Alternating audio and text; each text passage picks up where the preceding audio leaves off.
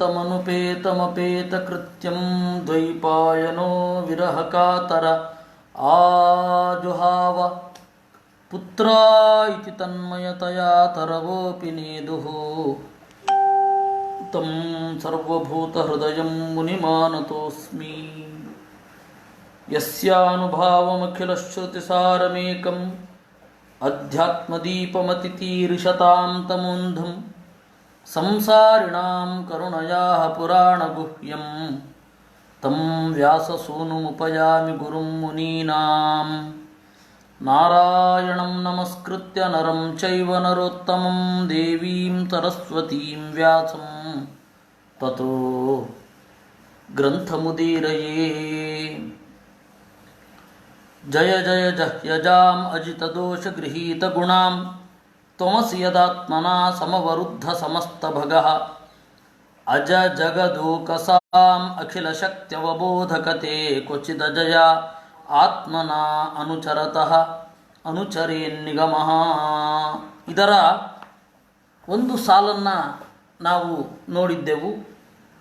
ಅಜಾಂ ಪ್ರಕೃತಿಯನ್ನು ಜಹಿ ಕೊಲ್ಲು, ಅದು ದುಷ್ಟ ಪ್ರಕೃತಿ ಅಲ್ಲ ಅನ್ನೋದು ಗೊತ್ತಿರಲಿ ಅಂತಾರೆ. ದುಷ್ಟ ಪ್ರಕೃತಿ ಅದು ಲಕ್ಷ್ಮೀದೇವಿ ಪ್ರಕೃತಿ ರೂಪಳಾಗಿ ಏನಿದ್ದಾಳೆ ಅವಳನ್ನು ಅಲ್ಲ. ಬಂಧಕವಾದ ಪ್ರಕೃತಿ ಅಂತ ಇದೆ, ಅದನ್ನು ನಾಶ ಮಾಡು. ನೀನು ಉತ್ಕೃಷ್ಟನಾಗಿದ್ದಿ ಅಂತ ನಮಗೆ ತಿಳಿದಿರಲಿ, ಅದಕ್ಕೆ ಜಯ ಜಯ ಅಂದರು. ಈ ಪ್ರಕೃತಿ ನಮಗೆ ಜ್ಞಾನಕ್ಕೆ ಪ್ರತಿಬಂಧಕವಾಗಿ ಯಾವಾಗಿನಿಂದ ಇದೆ ಅಂದರೆ ಅನಾದಿ ಕಾಲದಿಂದ ಇದೆ ಎಂದರು. ಅದಕ್ಕೆ ಅಜಾಂ ಅಂದರು. ಆ ಪ್ರಕೃತಿಯ ಮಹತ್ವ ಏನು, ಪ್ರಾಬಲ್ಯ ಏನು ಅಂದರೆ ದೋಷ ಗೃಹೀತ ಗುಣಾಂ ಅಂದರು. ಜೀವನ ಗುಣಗಳು ಏನಿದೆ ಅದು ಯಾವುದೂ ಕೂಡ ಪ್ರಕಟವೇ ಆಗೋದಿಲ್ಲ ಪ್ರಕೃತಿಯ ಈ ದೋಷದಿಂದ. ಅದಕ್ಕೆ ದೋಷ ಅಜ್ಞಾನಾದಿಗಳಿಂದ ಜೀವನ ಗುಣ ಜ್ಞಾನ ಆನಂದ ಇತ್ಯಾದಿಗಳು ಎಲ್ಲವೂ ಕೂಡ ಮುಚ್ಚಲ್ಪಟ್ಟಿದೆ. ದೋಷದಿಂದ ಗೃಹೀತವಾದ ಗುಣ ಆಗಿದೆ. ಆ ಪ್ರಕೃತಿ ನಿನ್ನನ್ನು ಕಾಡುವುದಿಲ್ಲ. ಯಾಕೆ ಅಂದರೆ ಆತ್ಮನ ಸಮವರುದ್ಧ ಸಮಸ್ತ ಭಗಃ, ಸ್ವರೂಪಭೂತವಾಗಿಯೇ ನಿನ್ನಲ್ಲಿ ಆ ಶಕ್ತಿ ಇದೆ. ನಿನ್ನ ಬಂಧನವನ್ನು ನಾಶ ಮಾಡಲಿಕ್ಕೆ ಬೇರೆಯವನು ಬೇಡ. ಇದು ನೆನ್ನೆ ನೋಡಿದ ಸ್ತೋತ್ರ ಇತಿ ಪೂರ್ವಕಥಾನುವಾದ.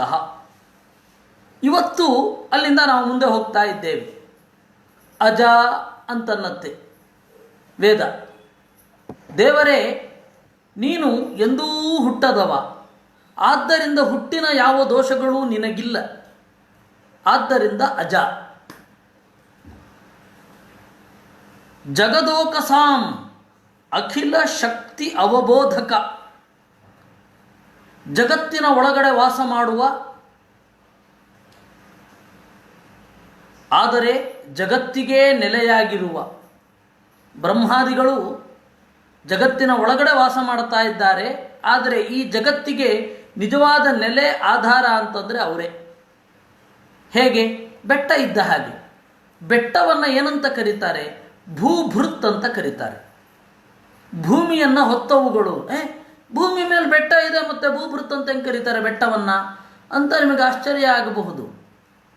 ಬೆಟ್ಟ ಇರೋದರಿಂದಾಗಿ ಭೂಮಿ ಲಾವಾರಸದ ಪ್ರಭಾವಕ್ಕೆ ಒಳಗಾಗದೆ ಸ್ಥಿರವಾಗಿ ನಿಂತಿದೆ. ಇಲ್ಲ ಅಂದರೆ ಆ ಗುಡ್ಡದ ತಳದಾಳದಲ್ಲಿರುವ ಲಾವಾರಸ ಎಲ್ಲ ಉಕ್ಕಿ ಬಂದು ಭೂಮಿ ಕುದ್ದೋಗ್ಬಿಡ್ಬೇಕಿತ್ತು. ಅದಾಗದಂತೆ ಆ ಬೆಟ್ಟವನ್ನು ದೇವರು ಇಟ್ಟಿದ್ದಾನೆ. ಒಂದು ರೀತಿ ಚಾಪೆ ಮಡಚಿಕೊಳ್ಳದ ಹಾಗೆ ಏನಾದರೂ ವಸ್ತು ಇಟ್ಟರೆ ಹೇಗೋ ಹಾಗೆ ಈ ಬ್ರಹ್ಮಾದಿಗಳು ಜಗದೋಕಸ್, ಜಗತ್ತಿನ ಒಳಗಡೆ ಇದ್ದಾರೆ. ಹೇಗೆ? ಅಂತರ್ಯಾಮಿಯಾಗಿ. ಹೀಗಾಗಿ ಜಗತ್ತಿನ ಒಳಗಡೆ ಅವರಿದ್ದರೂ ಜಗತ್ತು ಅವರೊಳಗಡೆ ಇದೆ. ಅದರಿಂದಾಗಿ ಹೇಳಿದ್ರು ಜಗದೋಕಸಾಂ ಅಖಿಲ ಶಕ್ತಿ ಅವಬೋಧಕ. ಕ್ವಚಿತ್ ಸೃಷ್ಟಿಕಾಲದಲ್ಲಿ ವೇದ ಅನ್ನೋದು ಇರುತ್ತೆ, ನಿನ್ನ ಗುಣಗಳನ್ನು ಹೇಳುವುದಾಗಿ ಇರುತ್ತೆ. ಸೃಷ್ಟಿಕಾಲ ಕಳೆದ ಮೇಲೆ ಅನುಚರೇನ್ನಿಗಮಃ, ವೇದ ಅನ್ನೋದು ಜೀವರ ಕರ್ತವ್ಯವನ್ನು ಬೋಧಿಸಲಿಕ್ಕಾಗಿ ಉಳಿಯುತ್ತೆ. ಇದು ಮಾಡು, ಇದು ಮಾಡಬೇಡ ಅಂತ ವೇದ ಹೇಳುತ್ತೆ. ಆದರೆ ಪ್ರಳಯಕಾಲ ಆಗಿ ಸೃಷ್ಟಿಕಾಲ ಬರುವ ಅಂತರದಲ್ಲಿ ಏನೂ ಇಲ್ಲವೇ ಇಲ್ಲ. ಇದನ್ನು ತಿನ್ನಬೇಡ, ಇದನ್ನು ತಿನ್ನು, ಹೀಗೆ ತಿನ್ನಬೇಡ, ಹೀಗೆ ತಿನ್ನು. ಇದೆಲ್ಲ ಮಾಡಲಿಕ್ಕೆ ವಸ್ತುವೇ ಇಲ್ಲ, ವಿಧಾನ ಹೆಂಗೆ ಮಾಡೋದು ಅಲ್ವಾ? ತದ್ಯಥ ಯಾರು ಸಿಗರೇಟೇ ಸೇದಿರೋಲ್ಲ, ಜೀವನದಲ್ಲಿ ಸಿಗರೇಟನ್ನೇ ನೋಡಿರೋಲ್ಲ, ಅವನಿಗೆ ಹೋಗಿ ಸಿಗರೇಟ್ ಸೇದಬೇಡ ಅಂತ ಉಪದೇಶ ಮಾಡಿದ ಹಾಗೆ ಅದು ವ್ಯರ್ಥ. ಹಾಗೆ ಪ್ರಳಯ ಕಾಲದಲ್ಲಿ ಸೃಷ್ಟಿಯಾಗುವ ಮೊದಲು ಏನು ವೇದ ಇದೆ ಅದಕ್ಕೆಲ್ಲ ಏನರ್ಥ? ದೇವರ ಗುಣ ಮಾತ್ರ ಅರ್ಥ. ದೇವರ ಗುಣ ಅಲ್ಲದೆ ಇನ್ನೊಂದಿಲ್ವೇ ಇಲ್ಲ. ಹೀಗಾಗಿ ವೇದ ದೇವರ ಗುಣವನ್ನೇ ಹೇಳುತ್ತೆ. ಸೃಷ್ಟಿಯಾಗಿ ಈ ಜಗತ್ತಿನಲ್ಲಿ ಪದಾರ್ಥಗಳೆಲ್ಲ ಉತ್ಪತ್ತಿಯಾದಾಗ ಈ ವೇದ ತನ್ನ ಅರ್ಥವನ್ನು ಮುಖ್ಯತಃ ಅಲ್ಲದೆ ಅಮುಖ್ಯತಃ ಇದಕ್ಕೆ ಅಂಟುತ್ತೆ. ಒಂದು ಪದ ಅನ್ನೋದು ಪದಾರ್ಥಕ್ಕೆ ಅಂಟುವ ಬಗೆ ಇದು. ಮೊದಲು ಕತ್ತೆ ಇರೋದಿಲ್ಲ, ಕತ್ತೆ ಅನ್ನೋದೇ ಒಂದಿರಲ್ಲ. ಇಮಾಮ ಗೃಭ್ಣಂ ರಚನಾಮೃತಸ್ಯ ಅಂತ ವೇದ ಇದೆ. ಇಮಾಮ ಗೃಭ್ಣನ್ ರಚನಾಮೃತಸ್ಯ ಅಂತನ್ನುವ ವೇದ ಮಂತ್ರದಿಂದ ವೇದಿಯನ್ನು ಕಟ್ಟಲಿಕ್ಕೆ ಮಣ್ಣನ್ನು ಹೊತ್ತ ಕತ್ತೆಯ ಮೂಗಿನ ದಾರವನ್ನು ಹಿಡ್ಕೊಳ್ಬೇಕು. ಇಮಾಮ ಗೃಭ್ಣನ್ ರಚನಾಮೃತಸ್ಯ ಅನ್ನುವ ಮಂತ್ರದಿಂದ. ಕತ್ತೆನೇ ಇರಲ್ಲ. ಇಶೋತ್ವೋರ್ಜೇತ್ವಾ ವಾಯವಸ್ಥಪಾಯವಸ್ತ ದೇವೋವಸ್ಸವಿತ ಪ್ರಾರ್ಪಯತು ಶ್ರೇಷ್ಠತಮಾಯ ಕರ್ಮಣೇ ಇತಿ ವೃಕ್ಷಂ ಚಿನತ್ತಿ. ಮರಗಳಿಗೆ ಮೊದಲು ನಮಸ್ಕಾರ ಮಾಡ್ತಾನೆ ಯಜಮಾನನಾದವ. ನಿನ್ನನ್ನು ದೇವರ ಪೂಜೆಗಾಗಿ ಕತ್ತರಿಸುತ್ತಿದ್ದೇನೆ, ಬೇರೆ ಅಲ್ಲ ಅಂತ ಮರದಿಂದ ಅನುಮತಿಯನ್ನು ಪಡೆದು ಆಮೇಲೆ ಕಟ್ಟಿಗೆಯನ್ನು ತುಂಡರಿಸ್ತಾನೆ. ಮರವೇ ಇಲ್ಲದೆ ಹೋದಾಗ ತುಂಡರಿಸೋದೆಂಥದ್ದು? ಹಾಗಾದರೆ ಆ ವೇದಗಳಿಗೆಲ್ಲ ಪರಮಾತ್ಮನ ಗುಣಗಳಲ್ಲಿ ತಾತ್ಪರ್ಯ. ಯಾವಾಗ ಮರ ಹುಟ್ಟತ್ತೆ ಅದಾದ ಮೇಲೆ ಈ ಮಂತ್ರ ಆ ಕ್ರಿಯೆಗೆ ಜೋಡಿಸಲ್ಪಡ್ತದೆ. ವಸ್ತುವೇ ಹುಟ್ಟದೆ ಹೋದಾಗ ಆ ಪದಗಳಿಂದ ಕ್ರಿಯೆ ಮಾಡಲ್ಲ, ಕೇವಲ ಧ್ಯಾನ ಮಾತ್ರ ಇರುತ್ತೆ. ದೇವರ ಗುಣಗಳು, ವಿಷಯ ಅಂದರೂ ದೇವರು, ಊರ್ಜಾ ಅಂದರೂ ದೇವರು, ತ್ವಾ ಅಂದರೂ ದೇವರು, ಆ ಗುಣಗಳು. ಹೀಗಾಗಿ ಮೊದಲು ದೇವರ ಗುಣಗಳ ಚಿಂತನೆ ಇರುತ್ತೆ, ಆಮೇಲೆ ಆ ಪದಗಳು ಪದಾರ್ಥ ಮತ್ತು ಕ್ರಿಯೆಯೊಂದಿಗೆ ಜೋಡಿಸಲ್ಪಡ್ತದೆ. ಅದನ್ನು ಹೇಳಿದ್ರು ಕ್ವಚಿದಜಯ ಆತ್ಮನಃ ಅನುಚರತಃ ಅನುಚರೇನ್ನಿಗಮಃ ಅಂತ. ಸೃಷ್ಟಿಕಾಲದಲ್ಲಿ ಮಧ್ಯಕಾಲದಲ್ಲಿ ಮಾತ್ರ ವೇದ ಅನ್ನೋದು ವಿಧಿ ನಿಷೇಧಗಳಿಗೆ ಪ್ರಯೋಜಕ. ಯಾವಾಗ ಸೃಷ್ಟಿಕಾಲ ಇರೋದಿಲ್ಲ ಆಗ ವಿಧಿ ನಿಷೇಧಗಳಿಗೆ ವೇದ ಮುಂದಾಗೋದೇ ಇಲ್ಲ, ದೇವರನ್ನು ಕುರಿತು ಹೇಳ್ತಾ ಇರುತ್ತೆ. ಅದನ್ನು ಹೇಳಿದ್ರು ಮಧ್ವಾಚಾರ್ಯರು, ಅನ್ಯದ ಸ್ತುತಿ ಮಾತ್ರೋ ನತು ಜೀವಾನಾಂ ಪ್ರಯೋಜಕ. ಜೀವರ ದೈನಂದಿನ ನೀತಿ ನಡೆಗಳನ್ನು ತಿಳಿಸ್ಲಿಕ್ಕೆ ವೇದ ಇರೋದಲ್ಲ. ಸುಳ್ಳು ಹೇಳಬೇಡ, ಸತ್ಯವನ್ನೇ ನುಡಿ ಇತ್ಯಾದಿ ವೇದ ಮಂತ್ರಗಳಿಗೆ ಅರ್ಥ ಯಾವಾಗ ಅಂತಂದರೆ ಸೃಷ್ಟಿಯಾದ ಮೇಲೆ. ಸೃಷ್ಟಿಯಾಗೋದಕ್ಕಿಂತ ಮೊದಲು ಇರೋದಿಲ್ಲ. ಯಾಕೆಂದರೆ ಸುಳ್ಳು ಹೇಳುವವರೇ ಇರೋದಿಲ್ಲ, ಸುಳ್ಳು ಹೇಳಬೇಕಾದ ಪ್ರಸಂಗವೇ ಬಂದಿರೋದಿಲ್ಲ. ಆ ದೇಶ ಇರಲ್ಲ, ಕಾಲ ಇರಲ್ಲ, ವ್ಯಕ್ತಿ ಇರಲ್ಲ. ಆ ವ್ಯಕ್ತಿಗೆ ಮನಸ್ಸಿರಲ್ಲ. ಯಾವುದು ನಿರ್ಮಾಣ ಆಗಿರದ ಕಾಲದಲ್ಲಿ ಅಥವಾ ಊರ್ಜಾವಸ್ಥೆಗೆ ಬಂದಿರದ ಕಾಲದಲ್ಲಿ ಆ ಮಂತ್ರಕ್ಕೇನರ್ಥ? ದೇವರನ್ನು ಕುರಿತು ಹೇಳುತ್ತೆ. ಇದು ನೀತಿಶಾಸ್ತ್ರದ ಉಗಮವನ್ನು ತಿಳಿಸಿದಂತಹ ಮಂತ್ರವೂ ಆಯಿತು. ಇದು ಇಲ್ಲ ಅಂದರೆ ನೀತಿಶಾಸ್ತ್ರ ಯಾಕೆ ಬಂತು? ಅದು ಮೊದಲಿಂದ ಇದ್ದದ್ದು ಅಂತಾದರೆ ಸೃಷ್ಟಿಕಾಲದಲ್ಲಿ ಯಾರೂ ಇರಲಿಲ್ಲ, ಯಾಕೆ ಸುಳ್ಳು ಹೇಳಬಾರದು? ಪ್ರಕೃತಿಯ ಪ್ರಕಾರವೇ ಯಾಕೆ ಅದು ತಪ್ಪು? ಇಲ್ಲ, ಸುಳ್ಳು ಅಂತಂದರೆ ಏನು?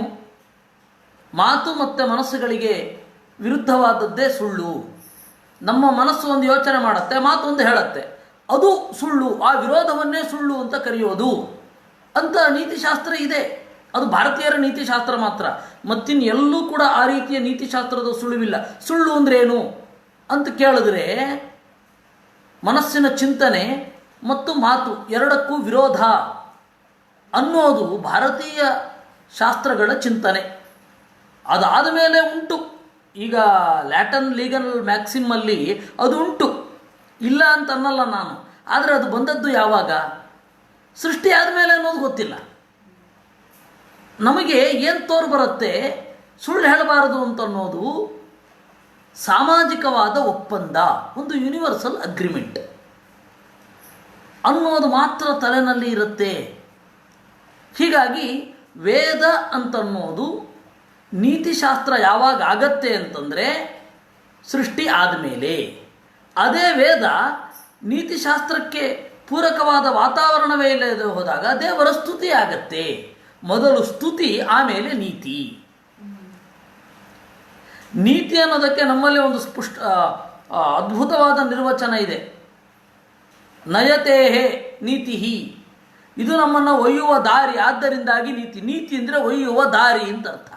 ನ್ಯಾಯ ಅಂತಂದ್ರೂ ಅದೇ. ನೀಯತೆ ಅನೇನ ಪಥ ಇತಿ ನ್ಯಾಯ. ನ್ಯಾಯ ಅಂದ್ರೇನು? ನಮ್ಮನ್ನು ಒಯ್ಯುವ ಸಾಧನ. ದೇವರೆಡೆಗೆ ನಮ್ಮನ್ನು ಒಯ್ಯುವ ಸಾಧನ ಏನಿದೆ ಅದು ನ್ಯಾಯ. ಅಂದರೆ ಮೊದಲು ದೇವರ ಸ್ತುತಿಯಾಗಿತ್ತು ವೇದದ ಮಾತುಗಳೆಲ್ಲ. ಆಮೇಲೆ ಆ ಪದಾರ್ಥ ಸೃಷ್ಟಿ ಆದ ಮೇಲೆ ಆ ಮಾತಿಗೆ ಈ ಅರ್ಥವನ್ನು ಸಂಕೇತ ಮಾಡಿದರು. ಹಾಗಾದರೆ ಎಟಿಮೊಲಾಜಿಕಲಿ ಎಲ್ಲ ಪದಗಳು ದೇವರನ್ನು ಹೇಗೆ ಹೇಳ್ತವೆ ಅನ್ನೋದು ಇಲ್ಲಿ ಸಮರ್ಥಿತ ಆಯಿತು.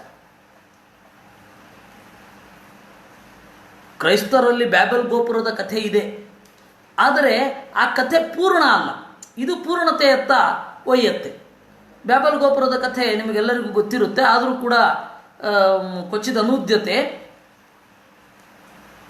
ದೇವರ ಮನೆಗೆ ಅಂದರೆ ಸ್ವರ್ಗಕ್ಕೆ ದಾರಿ ಮಾಡಬೇಕು ಅಂತ ಎಲ್ಲರೂ ಪ್ರಯತ್ನ, ಬೈಬಲಲ್ಲಿರೋ ಕಥೆ, ಎಲ್ಲರೂ ಕೂಡ ಪ್ರಯತ್ನ ಪಟ್ಟರಂತೆ.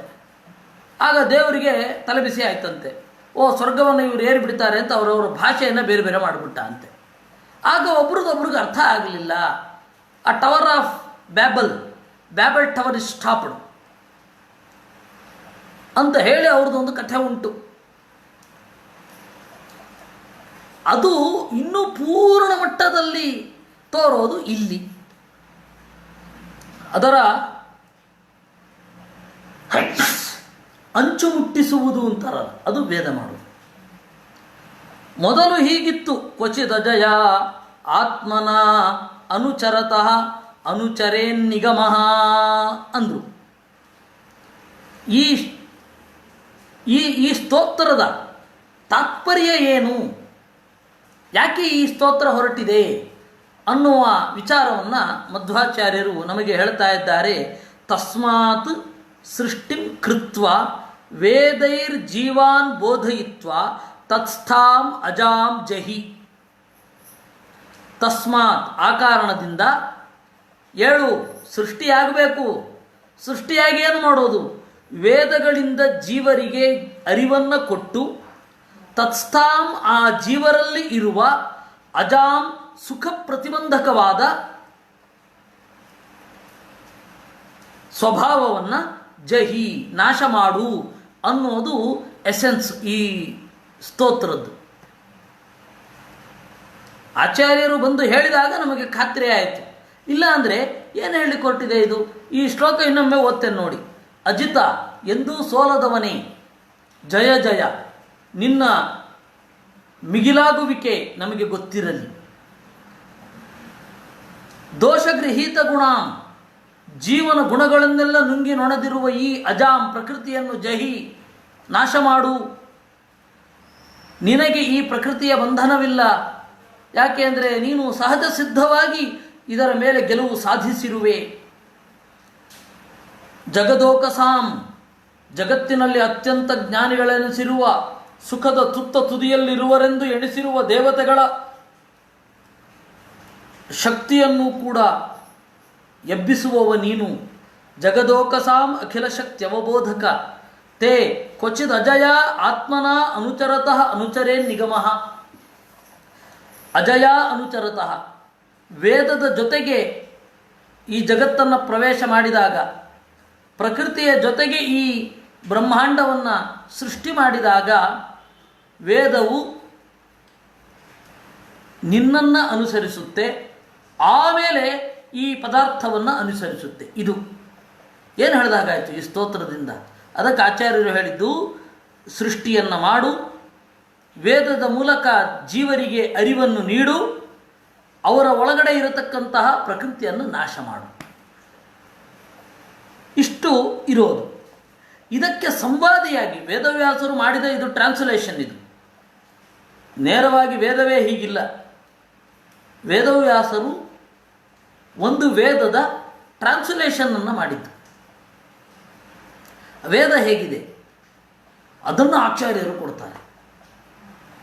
ಜಯ ಜಯ ಹನ ಹನ ಪ್ರಕೃತಿಂ ದ್ರಾವಯ ದ್ರಾವಯ ಭಿಂದಿ ಭಿಂದಿ ದುಃಖಂ ತಮೋರತಿಂ ಅಜಿತ ಪರಮ ಪರಮೇಶಾನ ವಾಸುದೇವ ವೈಕುಂಠ ನಾರಾಯಣ ಹೃಷಿಕೇಶಾನಯಾಹಿ ಜೀವಗುಣಾ ವಿಸಂವೃತಾ ಅಧಿಸಂವೃತಾ ಯೇ ಚಾನಂದೋ ಜರೋ ಮರೋಧಿಶಕ್ತಿಮಾನ್ ತ್ವದಾಭಾಸಸ್ತ್ವಯಾ ತಥಾ ಅಧಿಸಂವಿಭಾವ್ಯ ಯತಃ ಪರ ಪರಮೇಶ್ವರ ಪರಜ್ಞಾನ ಪರಾನಂದ ಪರಶಕ್ತಿ ಪರಶ್ರೀ ಪರಯಚಾ ಪರಪ್ರವೃತ್ತಿರ್ನಿತ್ಯಮೇವ ಸ್ವತೋಸಿ ತ್ವಂ ರಮಾಯಾಸ್ತ್ವಂ ವಿರಿಂಚಸ್ಯ ರುದ್ರೇಂದ್ರ ಸೋಮ ಸೂರ್ಯ ಮುಖಾನಾಂ ಅದಭ್ರ ಶಕ್ತಿದಃ ಅಸಿ ಪ್ರವರ್ತಕೋಸಿ ನಿವರ್ತಕೋಸಿ ಅನಂತೋಸಿ ಸೃಜತೋ ಹಿತೆ ಶ್ರುತಯೋನುವರ್ತಂತೆ ನೈವ ಅಸೃಜತಃ ಕಂ ವಿದಧತೆ ಕಂ ವಾನಿ ಚೇದಂತಿ ಸ್ತುತಿಮಾತ್ರಾ ಏವ ತೇ ಸ್ಯುಃ ಪ್ರಭೋ ವಿಭೋ ಸಮಾಸ್ವ ವ್ಯಾಸ್ವ ಉತ್ತಿಷ್ಠ ಪ್ರಚರ ವಿಚರ ಸಂಧಿನು ಸಂಧಿನು ಮಾತೆ ಕ್ಷಣೋತ್ಯಗಾನ್ ಮಾತೆ ಕ್ಷಣೋತ್ಯಗಾತ್ ಇತಿ ಶಾಂಡಿಲ್ಯ ಶ್ರುತಿ ಅಂದರು. ಇದು ಮಂತ್ರ. ಈ ಮಂತ್ರ ಎಷ್ಟು ರೋಚಕವಾಗಿದೆ ಅಂದರೆ, ಈ ಶ್ಲೋಕ ಅರ್ಥ ಎರಡು ಹೇಳಿದ್ರೆ ಸಾಕು, ಬಿಡಿಸ್ಬೇಕಾಗಿಲ್ಲ. ಜಯ ಜಯ, ನಿನ್ನ ಹಿರಿಮೆಯ ಅರಿವು ನಮಗಾಗಲಿ. ಪ್ರಕೃತಿಂ ಹನಹನ, ಪ್ರಕೃತಿಯನ್ನು ನಾಶ ಮಾಡಿಬಿಡು, ನಾಶ ಮಾಡಿಬಿಡು. ದ್ರಾವಯ ದ್ರಾವಯ, ಓಡಿಸು ಓಡಿಸು. ಭಿಂದಿ ಭಿಂದಿ, ಕತ್ತರಿಸು ಕತ್ತರಿಸು. ಏನನ್ನ? ದುಃಖಂ ಅಂದರು. ದುಃಖವನ್ನು. ಈ ದುಃಖ ನಾಶ ಆಗಬೇಕಾದ್ರೆ ತಮೋರತಿಂ, ಅಜ್ಞಾನದಲ್ಲಿ ಒಂದು ವಿಶೇಷವಾದ ಆಸಕ್ತಿ ನಮಗಿದೆ. ಜ್ಞಾನಕ್ಕೆ ಬೆದರಿ ಜ್ಞಾನ ಬರಬಾರದು ಅಂತ ಬಾಗಿಲು ಮುಚ್ಚಿಕೊಂಡವರು ನಾವು. ಬೇಡ ನಮಗೆ ಜ್ಞಾನ ಅಂತ. ವೇದಾಂತ ಅವೆಲ್ಲ ವಯಸ್ಸಾದ್ಮೇಲೆ ಓದಿದ್ರಾಯ್ತು ಅಂತ ಭ್ರಮೆ ಇರೋದೇ ಅಲ್ಲಿ. ವೇದಾಂತ ಅನ್ನೋದು ಸುಖ ಸಾಧನ, ವೇದ ಅನ್ನೋದು ಸುಖ ಸಾಧನ, ಇವ್ರಿಗೆ ಗೊತ್ತಿಲ್ಲ.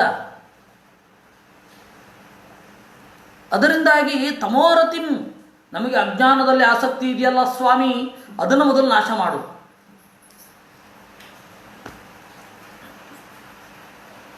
ಕದವ ಮುಚ್ಚಿದಳಿದಕೋ ಗೈಯಾಳಿ ಮೂಳಿ ಎಂದರು ಪುರಂದರದಾಸರು. ನಮ್ಮ ಬುದ್ಧಿಗೇನೆ ಹೇಳಿದ್ದು. ಅಲ್ಲಿ ಯಾವುದೋ ಒಬ್ಬಳು ಹೆಣ್ಣುಮಗಳು, ಇವರು ಕೆಲಸಕ್ಕೆ ಬಾರದ ದಾಸರು ಭಿಕ್ಷೆ ಬೇಡ್ಕೊಂಡು ಬರ್ತಾ ಇದ್ದಾರೆ ಅಂತ ಠಪ್ ಅಂತ ಬಾಗಿಲು ಹಾಕಿದ್ಲು, ಇರಬಹುದು. ಆದರೆ ಇವರು ನಮ್ಮ ಬುದ್ಧಿಯನ್ನೇ ಕುರಿತು ಹೇಳಿದ್ದು. ವೇದ ರಾಮಾಯಣ ಮೊದಲಾದ ಪುಣ್ಯ ಗಾಥೆಗಳೆಲ್ಲ ಕಿವಿಗೆ ಬೀಳಬಾರದೆಂದು ಕದವ ಮುಚ್ಚಿದಳಿದಕೋ ಗೈಯಾಳಿ ಮೂಳಿ ಎಂದರು. ಅದು ನಮ್ಮ ಬುದ್ಧಿಯನ್ನೇ ಕುರಿತು ಹೇಳಿದ್ದು. ಅದಕ್ಕೆ ಮೂಲಭೂತವಾದದ್ದು ವೇದ. ತಮೋರತಿಂ ಭಿಂದಿ ಭಿಂದಿ ಅಂತ. ಅಜಿತ ಪರಮ, ಅಜಿತ ಸೋಲದವನೇ, ಪರಮ ಎಲ್ಲರಿಗಿಂತ ಮಿಗಿಲಾದವನೇ, ಪರಮೇಶಾನ ವಾಸುದೇವ ವಾನಾತ್ ಅರಿತಿದ್ದಾನೆ ಈ ಪ್ರಪಂಚವನ್ನು, ಸೂತೇಹೆ ಈ ಪ್ರಪಂಚವನ್ನು ಹೆತ್ತಿದ್ದಾನೆ, ದೇವನಾಥ್ ಹೊಳೆಯುತ್ತಾನೆ, ಆದ್ದರಿಂದಾಗಿ ವಾಸುದೇವ. ಈ ತನಕ ಹೇಳ್ತಾ ಇದ್ದ ಅರ್ಥಕ್ಕಿಂತ ಬೇರೆಯಾದ ಅರ್ಥ. ವಾನಾತ್ ಅರಿವಿದೆ, ಸೂತೇಹೆ ಜಗತ್ತನ್ನು ಹೆರ್ತಾನೆ, ದೇವನಾಥ್ ಚಿಂತಿಸುವವರ ಮನದಲ್ಲಿ ಹೊಳೆಯುತ್ತಾನೆ, ಆದ್ದರಿಂದಾಗಿ ವಾಸುದೇವ. ವೈಕುಂಠ, ಕುಂಠ ಅಂತಂದರೆ ದೋಷ, ದೋಷಗಳಿರದವ. ನಾರಾಯಣ ಗುಣಗಳಿಂದ ತುಂಬಿರುವವ. ಹೃಷಿಕೇಶ ಇಂದ್ರಿಯಗಳ ಒಳಗಡೆ ಇದ್ದು ಪ್ರೇರಣೆ ಮಾಡುವವ. ಅನಯಾಹಿ ಜೀವಗಣಾ ಸುಸಂವೃತಾ, ಜೀವಗುಣಗಳು ಇವನಿಂದ ಮುಚ್ಚಲ್ಪಟ್ಟಿವೆ, ಇದರಿಂದ ಮುಚ್ಚಲ್ಪಟ್ಟಿದೆ. ಆದ್ದರಿಂದಾಗಿ ಏಷ ಹಿ ಆನಂದ ಅಜರ ಅಮರ ಅಧಿಶಕ್ತಿಮಾನ್ ತ್ವದಾಭಾಸ. ತ್ವದಾಭಾಸ ಜೀವ ನಿನ್ನ ಪ್ರತಿಬಿಂಬ. ಪ್ರತಿಬಿಂಬ ಅಂದ್ರೇನು? ಸದೃಶ ಅಂತ ಅರ್ಥ. ಸದೃಶನಾದ ಓ ನಾರಾಯಣನೇ, ಓ ಸದೃಶನಾದ ಜೀವ ಇವನು ನಿನ್ನ ಸದೃಶ, ನಿನ್ನಂತೆಯೇ ಇದ್ದಾನೆ. ಅವನು ಆನಂದ ರೂಪ, ಇವನಿಗೆ ಮುಪ್ಪಿಲ್ಲ, ಸಾವು ಇಲ್ಲ. ಅಧಿಶಕ್ತಿಮಾನ್, ಒಳ್ಳೆಯ ಶಕ್ತಿ ಇದೆ ಅವನಿಗೆ. ಇವನನ್ನು ನೀನೇ ಮೇಲೆತ್ತಬೇಕು. ಯತಃಪರ ಪರಮೇಶ್ವರ ಪರಜ್ಞಾನ ಪರಾನಂದ ಪರಶಕ್ತಿ, ಮಿಗಿಲಾಗಿ ಇರುವವನು. ಪರಯಶಾಹ, ದೇವರ ಕೀರ್ತಿ ಅನ್ನೋದು ನಮ್ಮ ಒಳಗನ್ನು ತೊಳೆಯುವ ಸಾಧನ ಅದು. ನಿತ್ಯಮೇವ ಸ್ವತೋಸಿ, ನಿನಗೆ ಬೇರೆ ಯಾರಿಂದಲೂ ಈ ಶಕ್ತಿ ಬರೋದು ಬೇಕಿಲ್ಲ, ಸಹಜವಾಗಿ ಇದ್ದಿ. ನೀನು ಲಕ್ಷ್ಮಿಗೆ ರಮಾಯಾಹ ವಿರಿಂಚಸ್ಯ ರುದ್ರೇಂದ್ರ ಸೋಮ ಸೂರ್ಯ ಮುಖಾನಾಂ ಅದಭ್ರ ಶಕ್ತಿ ದೋಸಿ. ಇವ್ರ ಶಕ್ತಿಯನ್ನು ಕಡಿಮೆಯಾ? ಬ್ರಹ್ಮ, ರುದ್ರ, ಇಂದ್ರ, ಸೂರ್ಯ ಅವ್ರಿಗೆಲ್ಲ ಶಕ್ತಿಯನ್ನು ಕಡಿಮೆನಾ? ಏನು ಅದ್ಭುತವಾದ ಶಕ್ತಿ! ಅರಳಿಸುವ, ಕೆರಳಿಸುವ, ಮರಳಿಸುವ, ಹೊರಳಿಸುವ ಎಲ್ಲ ಥರದ ಶಕ್ತಿ ಇವ್ರಿಗಿದೆ. ಸೂರ್ಯ ಒಬ್ಬನನ್ನೇ ತೆಗೆದುಕೊಂಡ್ರೆ ಸಾಕು, ಅರಳಿಸಲ್ವೇ, ಮರಳಿಸಲ್ವೇ, ಕೆರಳಿಸಲ್ವೇ, ಎಲ್ಲ ತರಹದ ಶಕ್ತಿ ಇವ್ರಿಗಿದೆ. ಆ ಶಕ್ತಿ ಕೊಟ್ಟವು ನೀನು ಸ್ವಾಮಿ. ಪ್ರವರ್ತಕೋಸಿ, ಇವರನ್ನು ತೊಡಗಿಸುತ್ತೀಯ. ನಿವರ್ತಕೋಸಿ, ಹಿಂಸರಿಸುತ್ತೀಯ. ಅನಂತೋಸಿ, ನಿನಗೆ ಕೊನೆಯಿಲ್ಲ. ಸೃಜತೋ ಹಿ ಶ್ರುತಯೋನುವರ್ತಂತೆ ನೈವ ಅಸೃಜತಃ. ನೀನು ಸೃಷ್ಟಿ ಮಾಡಿದ್ರೆ ವೇದಕ್ಕರ್ಥ ಉಂಟು, ನೀನು ಸೃಷ್ಟಿಯೇ ಮಾಡದೆ ಹೋದರೆ ವೇದಕ್ಕೇನರ್ಥ? ವೇದದ ಮೇಲೆ ನಿನಗೆ ಕರುಣೆ. ವೇದದ ಮಾತನ್ನು ನೀನು ಕೇಳಬೇಕಿಲ್ಲ, ವೇದದ ಇನ್ಸ್ಟ್ರಕ್ಷನ್ಸನ್ನು ನೀನು ಯಾಕೆ ಕೇಳಬೇಕು? ವೇದ ಹೇಳಬಹುದು ತಾಮಸರಿಗೆ ಮುಕ್ತಿ ಇಲ್ಲ ಅಂತ, ನೀನು ಮುಕ್ತಿ ಕೊಡಬಾರದು ಯಾಕೆ? ವೇದದ ಮೇಲಿನ ದಯೆಯಿಂದ ಕೊಡಲ್ಲ, ಅದು ಅಂತಿಮವಾಗಿ ಭಕ್ತರ ಮೇಲಿನ ದಯೆ. ಯಾಕೆ? ನಾಳೆ ನನ್ನನ್ನು ತಲುಪುವ ಒಂದೇ ಮಾರ್ಗ ವೇದ. ಆದರೆ ವೇದದ ಬಗ್ಗೆ ಅಪ್ರಾಮಾಣ್ಯ ಬಂದುಬಿಟ್ರೆ, ಅಪ್ರಾಮಾಣ್ಯ ಬುದ್ಧಿ ಬಂದುಬಿಟ್ರೆ, ವೇದ ಹೇಳಿದಾಗೆ ದೇವರು ಕೇಳೋದಿಲ್ಲ ಅಂತ ಹೆಂಗಿರ್ಬೇಕು ಅವ್ರು ನಾಳೆ? ನಮಗೂ ದೇವರಿಗೂ ಇರುವ ಏಕೈಕ ಸಂಪರ್ಕ ಸೇತು ಅಂದರೆ ಈಗ ಶಬ್ದ ಮಾತ್ರ. ವೇದ ಬಿಟ್ಟು ಇನ್ಯಾವ ಸಂಪರ್ಕ ಸೇತು ಇದೆ ದೇವರಿಗೆ?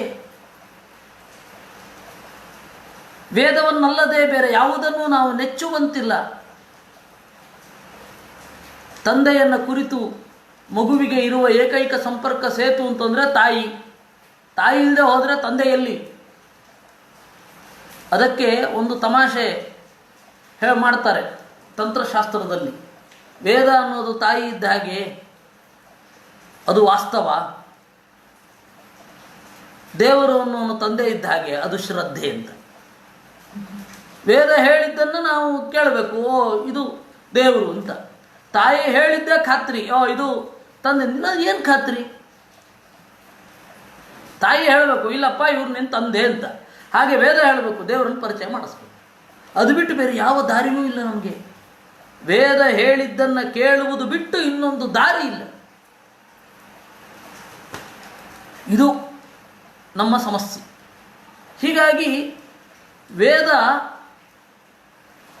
ದೇವರು ವೇದ ಹೇಳಿದಂತೆ ಕೇಳದೆ ಹೋದರೆ ದೇವರಿಗೇನಾಗಲ್ಲ, ನಂತರದ ಜೀವರಿಗೆ ತೊಂದರೆ ಆಗತ್ತೆ ಅಂತ ದೇವರ ಕರುಣೆ. ದೇವರು ಕರುಣೆಯಿಂದ ವೇದದ ಪ್ರಾಮಾಣ್ಯವನ್ನು ಉಂಟು ಮಾಡಿದ್ದಾನೆ. ಹೀಗಾಗಿ ವೇದ ಹೇಳಿದಾಗ ದೇವರು ಸೃಷ್ಟಿ ಮಾಡೋದು. ಅದು ಅಸ್ವಾತಂತ್ರ್ಯ ಅಲ್ಲ. ಸ್ವತಂತ್ರ ಅಂದ್ರೇನು? ಅವನ ಇಚ್ಛೆ ಅಂತ. ತನ್ನ ಇಚ್ಛೆಯಂತೆ ಇರುವವನು ಸ್ವತಂತ್ರ. ದೇವರ ಇಚ್ಛೆ ವೇದಕ್ಕನುಗುಣವಾಗಿ ನಾನಿರಬೇಕು ಅಂತ. ಅಸ್ವತಂತ್ರ ಅಲ್ಲ ದೇವರು. ಅಸ್ವತಂತ್ರ ಹುಚ್ಚ ಮಾತ್ರ. ಅವನೇ ಅಧೀನ ಅಲ್ಲ. ಹೀಗಾಗಿ ದೇವರು ಸ್ವತಂತ್ರ. ದೇವರು ವೇದದ ಪ್ರಾಮಾಣ್ಯವನ್ನು ಕಾಯ್ದಿರಿಸಬೇಕು ಅಂತ ಅಂದುಕೊಂಡಿದ್ದಾನೆ. ಇದೆ ಕಾಣದ ನನ್ನನ್ನು ಕೇಳುವುದರಿಂದ ಗ್ರಹಿಸಲಿ ಅಂತ ದೇವರಿಚ್ಛೆ. ಅದಕ್ಕಾಗಿ ವೇದ ಇದೆ. ಹೀಗಾಗಿ ಅದನ್ನು ವೇದವೇ ಹೇಳುತ್ತೆ. ಸೃಜತೋ ಹಿತೇ ಶ್ರುತಯೋನುವರ್ತಂತೆ ಅಂತ. ನೈವ ಅಸೃಜತಃ. ನೀನು ಸೃಷ್ಟಿ ಮಾಡದೆ ಹೋದರೆ ವೇದ ಯಾರಿಗೆ ವಿಧಾನ ಮಾಡಬೇಕು? ಇದನ್ನು ಮಾಡು, ಇದನ್ನು ಮಾಡಬೇಡ, ಇದು ಸರಿ, ಇದು ತಪ್ಪು ಅಂತ ಯಾರಿಗೆ ಹೇಳಬೇಕು? ದೇವರು ಸೃಷ್ಟಿ ಮಾಡದೆ ಕೂತ್ಕೊಂಡ್ಬಿಟ್ರೆ ವೇದದ ಪ್ರವೃತ್ತಿಯಲ್ಲಿ ಅವಾಗೇನು ಮಾಡ್ತವೆ? ನಿನ್ನನ್ನೇ ಸ್ತೋತ್ರ ಮಾಡುತ್ತೆ. ಸ್ತುತಿ ಮಾತ್ರ ಏವತೆ ಸ್ಯುಹು ಪ್ರಭೋ ವಿಭೋ ಅಂತ ವೇದ ಹೇಳೋದು. ಪ್ರಭೋ ಸರ್ವಸಮರ್ಥನೇ, ವಿಭೋ ಬಹಳವಾಗಿ ಹುಟ್ಟುವವನೇ, ಸಮಾಸ್ವ ಎಲ್ಲವನ್ನು ಸಂಕ್ಷೇಪಿಸುವವ, ವ್ಯಾಸ್ವ ವಿಸ್ತಾರವಾಗಿ ಹರಡುವವ, ಮುಚ್ಚಿಕೊಳ್ಳುವವ ಮತ್ತು ಹರಡುವವ. ಉತ್ತಿಷ್ಠ ಏಳು, ಪ್ರಚರ ನಿನ್ನನ್ನು ತೋರಿಸಿಕೋ, ವಿಚರ ತಿರುಗು, ಸಂಧಿನು ಈ ಜೀವರಿಗೆ ಇದು ಕರ್ತವ್ಯ, ಇದು ವರ್ಣ, ಇದು ಆಶ್ರಮ, ಇವರಿಗೆ ಈ ಕೆಲಸ ಅಂತ ಹೇಳಿ ಜೋಡಿಸು. ವೇದದಲ್ಲಿ ಇರತಕ್ಕಂತಹ ಸ್ಟೇಟ್ಮೆಂಟ್ಗಳನ್ನು ಒಂದೊಂದು ವಸ್ತುವಿಗೆ ಜೋಡಿಸು. ಮಾತೆ ಕ್ಷಣೋತ್ಯಗಾತ್ ಇದೇ ಸಂದರ್ಭ ಸ್ವಾಮಿ, ಇದೇ ಸಂದರ್ಭ ಅಂತ ಹೇಳಿ ವೇದ ಎಬ್ಬಿಸುತ್ತೆ ದೇವರನ್ನ. ಏನಪ್ಪ ಇದೇ ಸಂದರ್ಭ ಅಂತ ಎಬ್ಬಿಸ್ತಾ ಇದೆಯಲ್ಲ? ಹೌದು, ಇದೇ ಟೈಮು ಅಂತ. ಅಲ್ಲಿ ಒಂದು ಟೈಮ್ ಇದೆ. ಕೇಳಿದ್ರೆ ಗಾಬರಿ ಆಗುತ್ತೆ ನಿಮಗೆ. ಲಯಸ್ಯತ್ವಷ್ಟಮೋ ಭಾಗ ಸೃಷ್ಟಿಕಾಲ ಉದಾಹೃತ ತತ್ರೈವ ವೇದ ಸಂಚಾರೋ ಹೆನ್ಯದಾ ಸ್ತುತಿ ಮಾತ್ರಕಾ ಇತಿ ನಾರದೀಯೇ ಅಂದ್ರು. ಇದನ್ನ ಮನುಷ್ಯರಾದವರು ಹೇಳಲಿಕ್ಕೆ ಸಾಧ್ಯ ಇಲ್ಲ. ಲಯಸ್ಯ ತ್ವಷ್ಟಮೋ ಭಾಗ ಸೃಷ್ಟಿಕಾಲ ಉದಾಹೃತ. ಪ್ರಳಯದ 8ನೇ 1 ಭಾಗ ಸೃಷ್ಟಿಕಾಲ. ವೇದ ಬೇರೆ ಅರ್ಥ ಹೇಳೋದಿದ್ರೆ ಅಷ್ಟರೊಳಗಡೆ ಹೇಳಬೇಕಷ್ಟೇ. 1/8 ಅಷ್ಟೇ. ಪ್ರಳಯ ಕಾಲ ಎಷ್ಟಿರುತ್ತಲ್ಲ ಅದರ 8ನೇ 1 ಭಾಗ ಮಾತ್ರ ಸೃಷ್ಟಿಕಾಲ. ಪ್ರಳಯದ ಕಾಲವೇ ಜಾಸ್ತಿ. ಹೀಗಾಗಿ ವೇದ ಬೇರೆ ಏನಾದರೂ ವಸ್ತುವನ್ನು ಹೇಳಬೇಕು ಅಂತಾದರೆ ಶಾರ್ಟೆಸ್ಟ್ ಪೀರಿಯಡ್. ಬೇರೆ ಇನ್ನೆಲ್ಲೂ ಅವಕಾಶವೇ ಇಲ್ಲ. There is no chance to. ಬೇರೆ ಏನು ಹೇಳಬೇಕದು? ವೇದ ಜಗತ್ತಿನ ಬಗ್ಗೆ ಹೇಳಬೇಕೆ, ಪರಮಾಣುವಿನ ಬಗ್ಗೆ ಹೇಳಬೇಕೆ, ಕಾಲದ ಬಗ್ಗೆ ಹೇಳಬೇಕೆ, ಜೀವ ಸ್ವಭಾವದ ಬಗ್ಗೆ ಹೇಳಬೇಕೆ? ಎಲ್ಲದಕ್ಕೂ ಇಷ್ಟೇ ಟೈಮ್ ಇರೋದು. ಸೃಷ್ಟಿಯ ಕಾಲದಲ್ಲಿ ಇಷ್ಟು ಟೈಮ್ ಇದೆ. ಋಷಿಗಳ ಬಗ್ಗೆ, ಎತ್ತರದ ಬಗ್ಗೆ ಹೇಳಬೇಕಾ? ಆಕಾಶದ ಬಗ್ಗೆ ಹೇಳಬೇಕೆ? ಭೂತಾಕಾಶದ ಬಗ್ಗೆ ಹೇಳಬೇಕೆ? ಅಶ್ವಮೇಧದ ಪ್ರಕ್ರಿಯೆ ಬಗ್ಗೆ ಹೇಳಬೇಕೆ? ಎಷ್ಟರ ಬಗ್ಗೆ ಹೇಳಬೇಕು? ಮನಃಶಾಸ್ತ್ರವನ್ನು ಕುರಿತು ಹೇಳಬೇಕೆ? ಎಲ್ಲಿ ಏನು ಹೇಳಬೇಕಾದ್ರೂ ಇಷ್ಟರಲ್ಲೇ ಹೇಳಬೇಕು. ಇನ್ನು ಇಷ್ಟು ಪಾಯಿಂಟ್ ಇದೆಯಲ್ಲ, ಇಷ್ಟು ಕಾಲ ಇದೆಯಲ್ಲ, ಆವಾಗ ಸೃಷ್ಟಿಯೇ ಇಲ್ಲ. ಏನನ್ನು ಹೇಳಬೇಕು? ದೇವರ ಗುಣವನ್ನು ಮಾತ್ರ ಹೇಳಬೇಕು. ಅದಕ್ಕೆ ಮಧ್ವವಿಜಯದಲ್ಲಿ ಒಂದು ಮಾತು ಬರುತ್ತೆ. ಆಚಾರ್ಯರು ವೇದವ್ಯಾಸಾಶ್ರಮದ ಬೌಂಡ್ರಿಯಲ್ಲಿ ನಿಂತಾಗ ಅವರು ಹೇಳ್ತಾರೆ, ಸನವಾವರಣಾಂಡದರ್ಚಿನೋ ಗೃಹ ಬುದ್ಧ್ಯ ಮಮ ನಿಷ್ಕುತೂಹಲಂ ಇತಿ ಚಿಂತಯತಾ ಮಹಾಧಿಯ ಪದವೀಂ ಬಾಹ್ಯಗತಾಮತೀಯುಷ. ಎಲ್ಲರೂ ಕೂಡ ಪ್ರಕೃತಿಯ ಸೊಬಗಿನಿಂದ ಚಕಿತ ಚಿತ್ತರಾಗಿ ಹೋಗಿದ್ದಾರೆ. ಪ್ರಕೃತಿಯ ಅಗಾಧತೆಗೆ ಮನಸೋತಿದ್ದಾರೆ. ಎಲ್ಲರೂ ಕೂಡ ಬಗೆಗಾಣದೆ ಕಣ್ಣರಳಿಸಿ ಪಿಳಪಿಳ ನೋಡ್ತಾ ಇದ್ದಾರೆ ಈ ಪ್ರಪಂಚವನ್ನು. ಆದರೆ ನನಗೆ 9 ಆವರಣಗಳಿಂದ ಕೂಡಿರುವ ಈ ಬ್ರಹ್ಮಾಂಡ ಹಿರಿದಾದ ಮೊಟ್ಟೆಯ ಬಗ್ಗೆ ಆಸಕ್ತಿಯೇ ಇಲ್ಲ. ಯಾಕಂದ್ರೆ ನೋಡ್ಬಿಟ್ಟಿದ್ದೀನಿ. ಎಷ್ಟು ನೋಡಿದರೂ ಕೂಡ ಇನ್ನಷ್ಟು ಅಚ್ಚರಿಯ ತಾಣದಂತೆ ಇರುವ ದೇವರ ಬಗೆಗೆ ಮಾತ್ರ ನನಗೆ ಆಶ್ಚರ್ಯ. ಇನ್ನೊಂದು ಆಶ್ಚರ್ಯ ಉಂಟು, ಈ ದೇವರ ಬಗೆಗೆ ಯಾರಿಗೆ ಆಶ್ಚರ್ಯ ಇಲ್ಲೋ ಅವ್ರ ಬಗ್ಗೆ ನನಗೆ ಆಶ್ಚರ್ಯ ಇದೆ ಅಂತ ಹೇಳ್ತಾರೆ. ಪಂಡಿತಾಚಾರ್ಯರ ಕಾವ್ಯ ಬಹಳ ಹಿರಿದಾದದ್ದು. ನಾವು ಅದನ್ನು ಭಾವುಕವಾಗಿ ನೋಡಬೇಕು. ನಮ್ಮ ಗುರುಗಳು ಪಂಡಿತಾಚಾರ್ಯರ ಬಗ್ಗೆ ಬಹಳ ಸೊಗಸಾಗಿ ಹೇಳಿದ್ದಾರೆ. ಕಡಲನ್ನು ದಾಟಲಿಕ್ಕೆ ತೆಪ್ಪವನ್ನು ಕೊಟ್ಟವನು ಅಂತ. ಆಚಾರ್ಯರು ಕಡಲು, ಅವ್ರನ್ನ ದಾಟಲಿಕ್ಕೆ ಪುಟ್ಟ ತೆಪ್ಪ ಕೊಟ್ಟಿದ್ದಾರೆ. ಆದರೆ ಅದಾದರೂ ಕೊಟ್ಟಿದ್ದಾರಲ್ಲ ಅಂತ ಸಂತೋಷ ಪಡ್ಬೇಕಷ್ಟೆ. ಇಲ್ಲಿ ವಾಪಸ್ ಬರೋಣ. ಲಯಸ್ಯ ತ್ವಷ್ಟಮೋ ಭಾಗ, ಪ್ರಳಯ ಕಾಲದ 8ನೇ ಒಂದು ಭಾಗ ಸೃಷ್ಟಿ. ಅದರೊಳಗಡೆ ವೇದ ಏನಾದರೂ ಬೇರೆ ಹೇಳಬೇಕಷ್ಟೆ. ಸೃಷ್ಟಿಕಾಲ ಏವ ಗುಣವೃತ್ತಯ ಸರ್ವದಾ ನಿರ್ಗುಣೇ ಪರಮೇಶ್ವರ ಏವ ವರ್ತಂತೆ ಶ್ರುತಯ ಇತಿ. ಕಥಂ ಚರಂತ ಋಷಯ, ಕಥಂ ಚರಂತಿ ಋಷಯ. ಇದಕ್ಕೆ ಏನು ಉತ್ತರ ಕೊಟ್ಟಾಗಾಯಿತು? ಕಥಂ ಚರಂತಿ ಅಂತ ಕೇಳಿದ ಅವನು. ದೇವರು ನಿರ್ಗುಣ, ಸತ್ವರಜಸ್ತಮೋ ಗುಣಗಳಿಂದ ಆಚೆ ಇದ್ದಾನೆ. ವೇದ ನಮಗೆ ಕಾಣಿಸೋದು ಸತ್ವರಜಸ್ತಮೋ ಗುಣಗಳ ವ್ಯಕ್ತಿಯನ್ನು ಕುರಿತು. ಇವ್ರಿಗೆ ಇದನ್ನು ಮಾಡು, ಇದನ್ನು ಮಾಡು, ಈ ರೀತಿ ರಾಜ್ಯ ಆಳು, ರಾಜನೀತಿ, ಅದ್ದು ಇದ್ದು ಭೌತಶಾಸ್ತ್ರ ಎಲ್ಲ ವೇದದಲ್ಲಿದೆ ಅಂತಂದರೆ ದೇವರಲ್ಲಿ ಹೇಗೆ ಹೇಳ್ತವೆ? ದೇವರು ಇದನ್ನೆಲ್ಲ ದಾಟಿದವನು. ಅದಕ್ಕೆ ಹೇಳಿದು ಆಚಾರ್ಯರು, ಇದಕ್ಕೆ ಶುಕಾಚಾರ್ಯರು ಹೇಳಿದ ಹಾಗಾಯಿತು. ಅಥವಾ ಸನಂದನಾದಿಗಳು. ನಿನ್ನೆ ಅದೊಂದು ಲಿಂಕ್ ಎಷ್ಟೋ ಜನರಿಗೆ ಐಡಿಯಾ ಬಂದಿಲ್ಲ, ಅದು ನಾನು ಫಾಸ್ಟಾಗಿ ಹೇಳ್ಕೊಂಡು ಹೋದೆ. ಆದ್ದರಿಂದ ಪ್ರಶ್ನೆ ಕೇಳಿದ್ದು ಯಾರು ಅಂತಂದರೆ, ಮೊದಲ ಪ್ರಶ್ನೆ ನಮಗೆ ಗೊತ್ತಾಗುವ ಮೊದಲನೇ ಪ್ರಶ್ನೆ ಶುಕಾಚಾರ್ಯರನ್ನ ಪರೀಕ್ಷಿತ್ ರಾಜ ಕೇಳಿದ್ದು. ಆಗ ಶುಕಾಚಾರ್ಯರು ಏನು ಹೇಳಿದ್ರು? ಅಪ್ಪ, ಇದೇ ಪ್ರಶ್ನೆಯನ್ನು ನಾರದರು ಬದ್ರಿನಾರಾಯಣನ ಹತ್ರ ಕೇಳಿದ್ರು.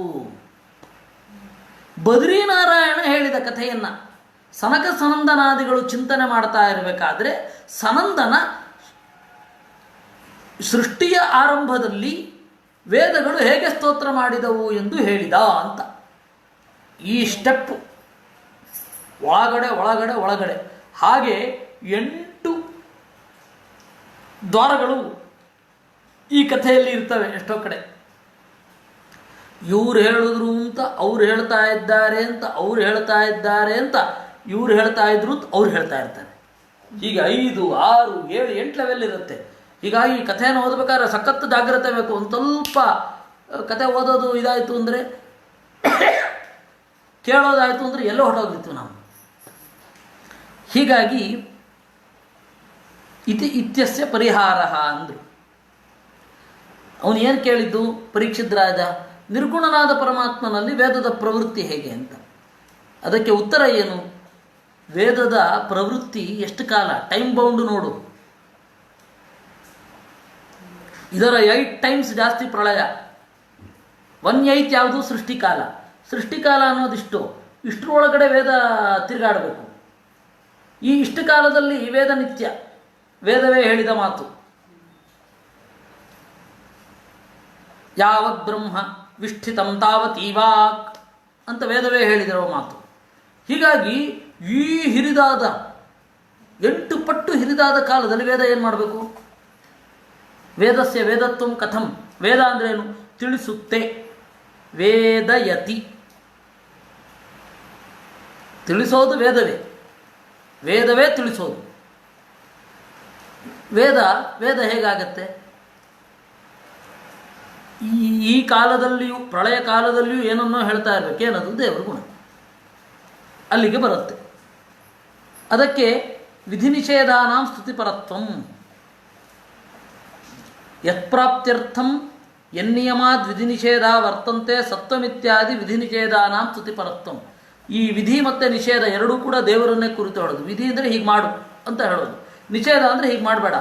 ಇದು ದೇವರ ಸ್ತೋತ್ರವೇ. ಯಾಕೆಂದರೆ ದೇವರನ್ನು ಹೊಂದಲಿಕ್ಕಾಗಿ ಹೀಗೆ ಮಾಡು, ದೇವರನ್ನು ಹೊಂದಲಿಕ್ಕಾಗಲ್ಲ ಅದರಿಂದಾಗಿ ಹೀಗೆ ಮಾಡಬೇಡ ಅಂತ. ವಿಧಿ ನಿಷೇಧಗಳು ಕೇವಲ ಕಾನೂನು ಅಲ್ಲ, ಅಂತಿಮವಾಗಿ ದೇವರನ್ನು ಕುರಿತು ಕರ್ಕೊಂಡು ಹೋಗ್ತದೆ. ವಿದ್ಯಾದೀನಾಂ ನಿಯಂತಾಯ ಪೂಜ್ಯ ಪ್ರಾಪ್ಯಶ್ಚ ತದ್ವತಾಂ ಇತ್ಯಾದಿ ಸ್ಥಿತಿ ರೂಪೇಣ ವಿದ್ಯಾದಿ ಶ್ರುತಯೋಪಿತು ಹರಿಂ ವದಂತಿ ಸರ್ವೇ ಚಾಂ ತನ್ನಾಮತ್ವಾ ತಥಾಪಿ ವಾ ಇತಿ ಶ್ರುತಿ ನಿರ್ಣಯೇ. ಶ್ರುತಿ ನಿರ್ಣಯ ಅಂತ ಒಂದು ಗ್ರಂಥ ಇದೆಯಂತೆ, ಆಚಾರ್ಯರು ಅದನ್ನು ಹೇಳ್ತಾರೆ. ವಿದ್ಯಾದೀನಾಂ ನಿಯಂತ, ವಿಧಿ ಹೀಗೆ ಮಾಡು ಅಂತ ವಿಧಿ ವೇದ ಹೇಳುತ್ತೆ ಅಂದರೆ ಅದನ್ನು ನಿಯಂತ್ರಣ ಮಾಡುವವನು ಯಾರು? ದೇವರು. ಹೀಗಾಗಿ ವಿಧಿವಾಕ್ಯಗಳಿಗೆಲ್ಲ ದೇವರ ಅರ್ಥ. ಇನ್ನು ಪೂಜ್ಯ ಪ್ರಾಪ್ಯಶ್ಚ ತದ್ವತಾಂ, ಯಾಕೆ ಈ ವಿಧಿಯನ್ನು ನೀವು ಮಾಡಬೇಕು? ವೇದ ಹೇಳಿದ ಈ ವಿಧಿಯನ್ನು ಯಾಕೆ ಮಾಡಬೇಕು? ಇದು ದೇವರ ಪೂಜೆ. ಆದ್ದರಿಂದಾಗಿ ಹೀಗಾಗಿ ಅವನು ವಿಧಿವಾಕ್ಯಕ್ಕೆ ಅರ್ಥ. ಇನ್ನು ಪ್ರಾಪ್ಯಶ್ಚ, ಈ ವಿಧಿಯನ್ನು ಅನುಸರಿಸಿ ಯಾರನ್ನು ಪಡಿಬೇಕು? ದೇವರನ್ನು ಪಡಿಬೇಕು. ಹೀಗಾಗಿ ಅವನು ಪ್ರಾಪ್ಯ. ವಿಧಿಯ ಅರ್ಥ, ವಿಧಿವಾಕ್ಯಗಳ ಅರ್ಥ. ಇತ್ಯಾದಿ ಸ್ತುತಿರೂಪೇಣ ವಿದ್ಯಾದಿ ಶ್ರುತಯೋಪಿತು ಹರಿಂ ವದಂತಿ. ಅದರಿಂದಾಗಿ ವಿಧಿಯಾಗಲಿ ನಿಷೇಧ ಆಗಲಿ ದೇವರ ಸ್ತೋತ್ರ. ಇದನ್ನು ಮಾಡಬೇಡ. ಯಾಕೆ ಮಾಡಬೇಡ? ದೇವರ ಪೂಜೆ ಆಗುವಲ್ಲ, ಅದರಿಂದಾಗಿ ಮಾಡಬೇಡ. ಇದನ್ನು ಮಾಡಬೇಡ. ಯಾಕೆ ಮಾಡಬೇಡ? ದೇವರನ್ನು ಹೊಂದಲಿಕ್ಕಾಗಲ್ಲ, ಅದರಿಂದಾಗಿ ಮಾಡಬೇಡ. ಹಾಗೆ ಅದರಿಂದಾಗಿ ಯತ್ಪ್ರಾಪ್ತ್ಯರ್ಥಂ ಯನ್ನಿಯಮಾತ್ ವಿಧಿ ನಿಷೇಧ ವರ್ತಂತೆ. ಪೃಥಕ್ ಶ್ರುತಿತ್ವಾತ್ ನ ಪೂರ್ವಾಪರ ಸಂಬಂಧ. ಸಾಮಾನ್ಯ ಒಂದು ಸ್ತುತಿಗೂ ಇನ್ನೊಂದು ಸ್ತುತಿಗೂ ಏನು ಸಂಬಂಧ ಇದೆ ಅಂತ ಹೊರಡುತ್ತಾರೆ. ಅದಕ್ಕೆ ಮಧ್ವಾಚಾರ್ಯರು ಹೇಳಿದ್ರು, ಇದೆಲ್ಲವೂ ಬೇರೆ ಬೇರೆ ವೇದಗಳು. ಆದ್ದರಿಂದಾಗಿ ಇದಾದ ಮೇಲೆ ಇದಕ್ಕೆ ಏನು ಸಂಗತಿ ಅಂತ ಹೊರಡಬೇಡಿ. ಏಕೆಂದರೆ ಸಂಸ್ಕೃತದಲ್ಲಿ ಹಿಂದಿನ ಶ್ಲೋಕಕ್ಕೂ ಮುಂದಿನ ಶ್ಲೋಕಕ್ಕೂ ಏನು ಸಂಗತಿ ಅಂತ ಹೊರಡ್ತಾರೆ. ಇವಾಗ ಅನುವ್ಯಾಖ್ಯಾನ ಮೊದಲಾದವುಗಳನ್ನು ನೀವು ಕೇಳ್ತಿರ್ತೀರ. ಅಲ್ಲಿ ಹಿಂದಿನ ವಾಕ್ಯ ಹೀಗೆ ಬಂತು, ಮುಂದೆ ಪ್ರಶ್ನೆ ಬಂದರೆ ಮುಂದಿನ ವಾಕ್ಯ ಹೊರಟಿದೆ ಅಂತ. ಹಾಗೆ ಇಲ್ಲಿ ಮಾಡಲಿಕ್ಕೆ ಹೋಗಬೇಡಿ. ಯಾಕೆ ಅಂದರೆ ಇದೆಲ್ಲವೂ ಕೂಡ ಪ್ರತ್ಯೇಕ ವೇದವಾಕ್ಯ ಅಂತಾರೆ ಆಚಾರ್ಯರು. ಯಾಕೆಂದರೆ ಈ ಸಂಸ್ಕೃತ ವಿದ್ವಾಂಸರು ಹೆಚ್ಚು ಇನ್ಫ್ಲುಯೆನ್ಸ್ ಆಗಿರೋದು ಮೀಮಾಂಸಾ ಶಾಸ್ತ್ರದಿಂದ. ಮೀಮಾಂಸಾದಲ್ಲಿ ಒಂದು ವಾಕ್ಯಕ್ಕೂ ಇನ್ನೊಂದು ವಾಕ್ಯಕ್ಕೂ ಏನು ಸಂಬಂಧ ಅಂತ ಹೋಗ್ತಾರೆ. ಅಂತರ್ಭಾವ ಸಂಗತಿ, ವಿಷಯ ಭಾವ ಸಂಗತಿ, ಆನಂತರ್ಯ ಸಂಗತಿ, ಆಪೇಕ್ಷಿಕ ಸಂಗತಿ, 1000 ಇದೆ. ಅದ್ಯಾವುದಕ್ಕೂ ತಲೆ ಕೆಡಿಸ್ಕೊಳ್ಬೇಡಿ. ಇದು ವೇದದ ಸ್ಟೈಲ್ ಬೇರೆ, ಈ ವೇದವೇ ಬೇರೆ, ಆ ವೇದವೇ ಬೇರೆ.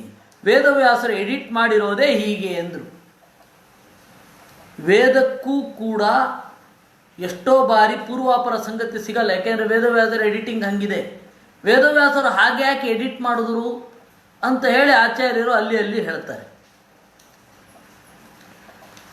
ಉಪಲಕ್ಷಣತ್ವಾತ್ ಅನಂತತ್ವಾತ್ ಶ್ರುತೀನಾಂ ಸರ್ವಶ್ರುತ್ಯರ್ಥೋಪಬೃಂಹಿತಾತ್ವಾಚ್ಚ ಏತೇಷಾಂ ಶ್ಲೋಕಾನಾಂ ನ ಸರ್ವಶ್ರುತೀನಾಂ ಪೃಥಗುಕ್ತಿ. ಅಲ್ಲ, ಇಡೀ ವೇದ ಹೇಳ್ಬಿಡ್ಬೇಕಿತ್ತು ಶ್ರುತಿಗೀತೆ ಅಂದರೆ. ಹಾಗಲ್ಲ, ನಿಮಗೆ ಯಾವುದು ತಿಳ್ಕೊಳ್ಬೇಕೋ ಅದನ್ನು ಮಾತ್ರ ವೇದವ್ಯಾಸರು ಆ ವೇದದ ಅನುವಾದ ಇವರು ಇಲ್ಲಿ ಕೊಟ್ಟರು. ಹೀಗಾಗಿ ಆಚಾರ್ಯರೇ ಮೊಟ್ಟ ಮೊದಲು ಈ ತರಹ ಕೆಲಸ ಮಾಡಿದವರು. ಈ ಅನುವಾದದ ಮೂಲಕ ಮೂಲಕ್ಕೆ ಹೇಗೆ ಹೋಗಬೇಕು ಅಂತ ಈ ಕೆಲಸ ಒಂದೇ ಸಾಕು. ಆಚಾರ್ಯರ ಪ್ರಜ್ಞೆ ಎಂಥದ್ದು ಅಂತ.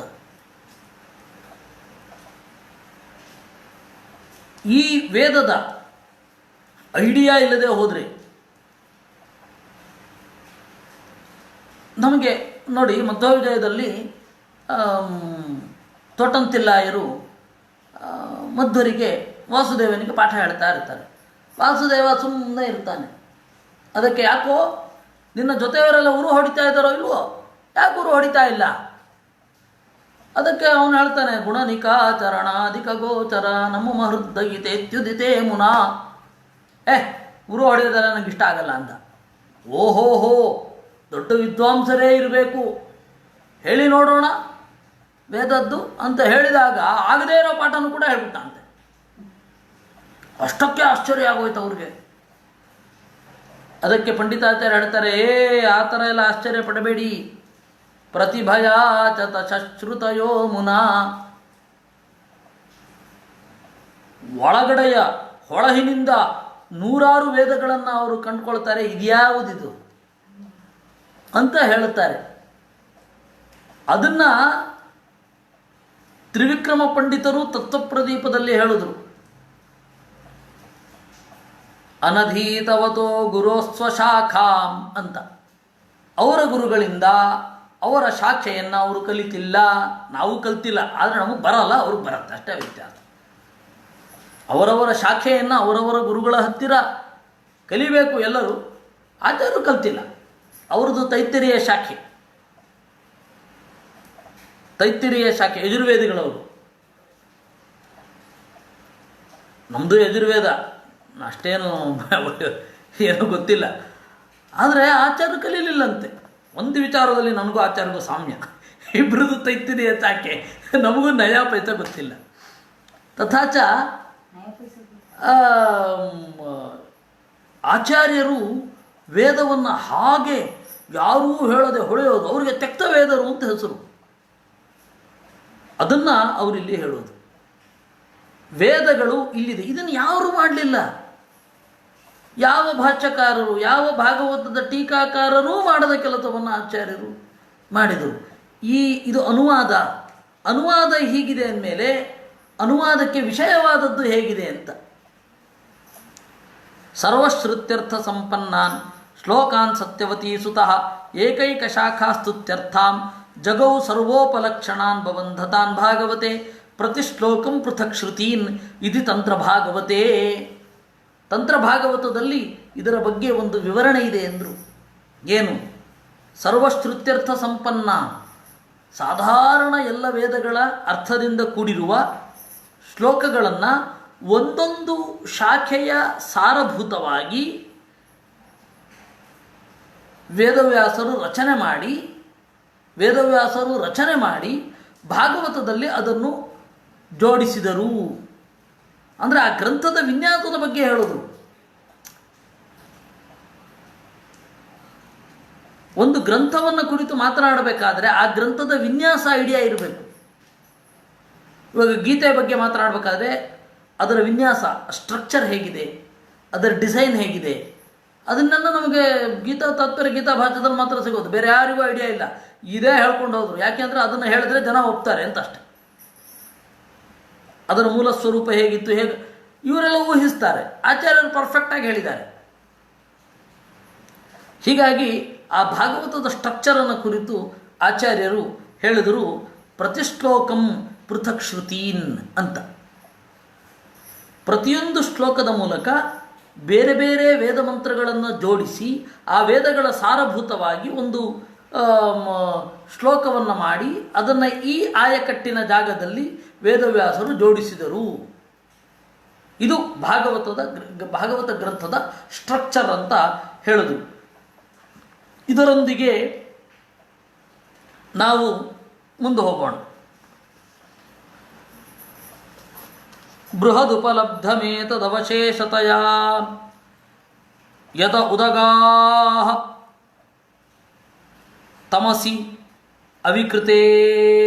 ಅವಿಕೃತಃ ಅತ ಋಷಯೋ ದಧುಸ್ತ್ವಯೋ ತ್ವಯಿ ಮನೋವಚನಾಚರಿತಂ ಕಥಮಯಥಾ ಭವಂತಿ ಭುವಿ ದತ್ತ ಪದಾನಿ ನೃಣಾಂ ಅಂತಂದು. ಇಲ್ಲಿ ನಿರೂಪಣೆ ಮಾಡ್ತಾರೆ. ಬೃಹತ್ ಉಪಲಬ್ಧಂ ಏತತ್,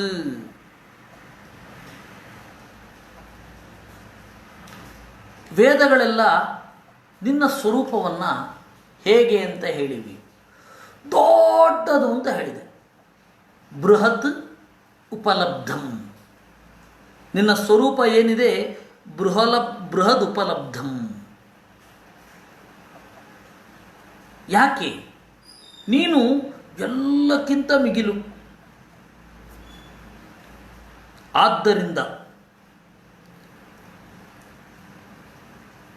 ಬೃಹತ್ ಉಪಲಬ್ಧಂ ಏತತ್ ಅಶೇಷತೆಯ ಅವಶೇಷತೆಯ, ನಿನ್ನ ಸಾಮರ್ಥ್ಯದ ಉಳಿವು ಈ ಪ್ರಪಂಚದ ಸಾಮರ್ಥ್ಯ ಎನಿಸಿಕೊಂಡಿದೆ. ಯತ ಉದಗಾಹ ತಮಸಿ ಅವಿಕೃತೆ ಅವಿಕೃತಃ. ಬದಲಾಗದ ಕತ್ತಲಲ್ಲಿ ಬದಲಾಗದಂತೆ ಉಳಿದುಕೊಂಡದ್ದು ನೀನು ಉದಗಾಹ ಎಲ್ಲವನ್ನು ಮೀರಿದ್ದಿ. ಅದಕ್ಕೆ ಅರ್ಥ ಏನು ಅನ್ನೋದನ್ನು ನಿರೂಪಣೆ ಮಾಡಿದ್ರು. ಅವಿಕೃತೆ ತಮಸಿ, ಎಂದೂ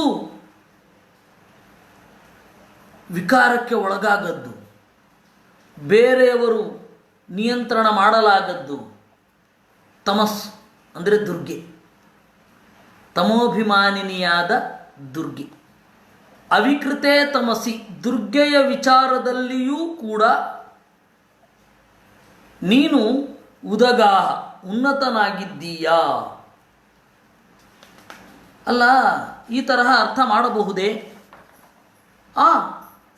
ಮಾಡಬಹುದು. ದ್ವಿತೀಯಾರ್ಥೆ ತೃತೀಯಾರ್ಥೆ ಪಂಚಮ್ಯರ್ಥೆ ಚ ಸಪ್ತಮಿ ಚತುರ್ಥ್ಯರ್ಥೆ ಚ ಸಂಪ್ರೋಕ್ತ ವಿಷಯೇತಿ ಚ ತಾಂ ವಿದುಹು ಅಂದರು. ವೇದ ಅನ್ನೋದು ಒಂದು ವಿಭಕ್ತಿಯನ್ನು ಅದೇ ಅರ್ಥದಲ್ಲಿ ಲೋಕದಲ್ಲಿರುವಂತೆಯೇ ಬಳಸಬೇಕು ಅಂತ ಇಲ್ಲ. ಲೋಕದ ಭಾಷೆಗೂ ವೇದದ ಭಾಷೆಗೂ ವ್ಯತ್ಯಾಸ ಇದೆ. ವಸ್ತುತಃ ಲೋಕದಲ್ಲಿಯೂ ಕೂಡ ನಾವು ವಿಭಕ್ತಿಯನ್ನು ವಿಪರೀತ ವ್ಯತ್ಯಾಸ ಮಾಡ್ತೇವೆ. ನಮಗೂ ಅದು ಅನುಭವ.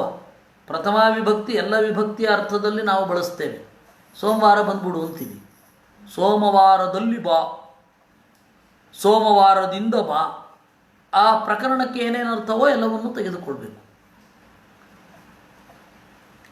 ದ್ವಿತೀಯಾರ್ಥೆ ಸಪ್ತಮಿ ಅನ್ನೋದು ದ್ವಿತೀಯ ವಿಭಕ್ತಿ, ತೃತೀಯ ವಿಭಕ್ತಿ, ಪಂಚಮಿ ವಿಭಕ್ತಿ, ಚತುರ್ಥಿ ವಿಭಕ್ತಿ, ಈ 4 ಅರ್ಥದಲ್ಲಿ ಇದನ್ನು ಬಳಸಿದ್ದಾರೆ.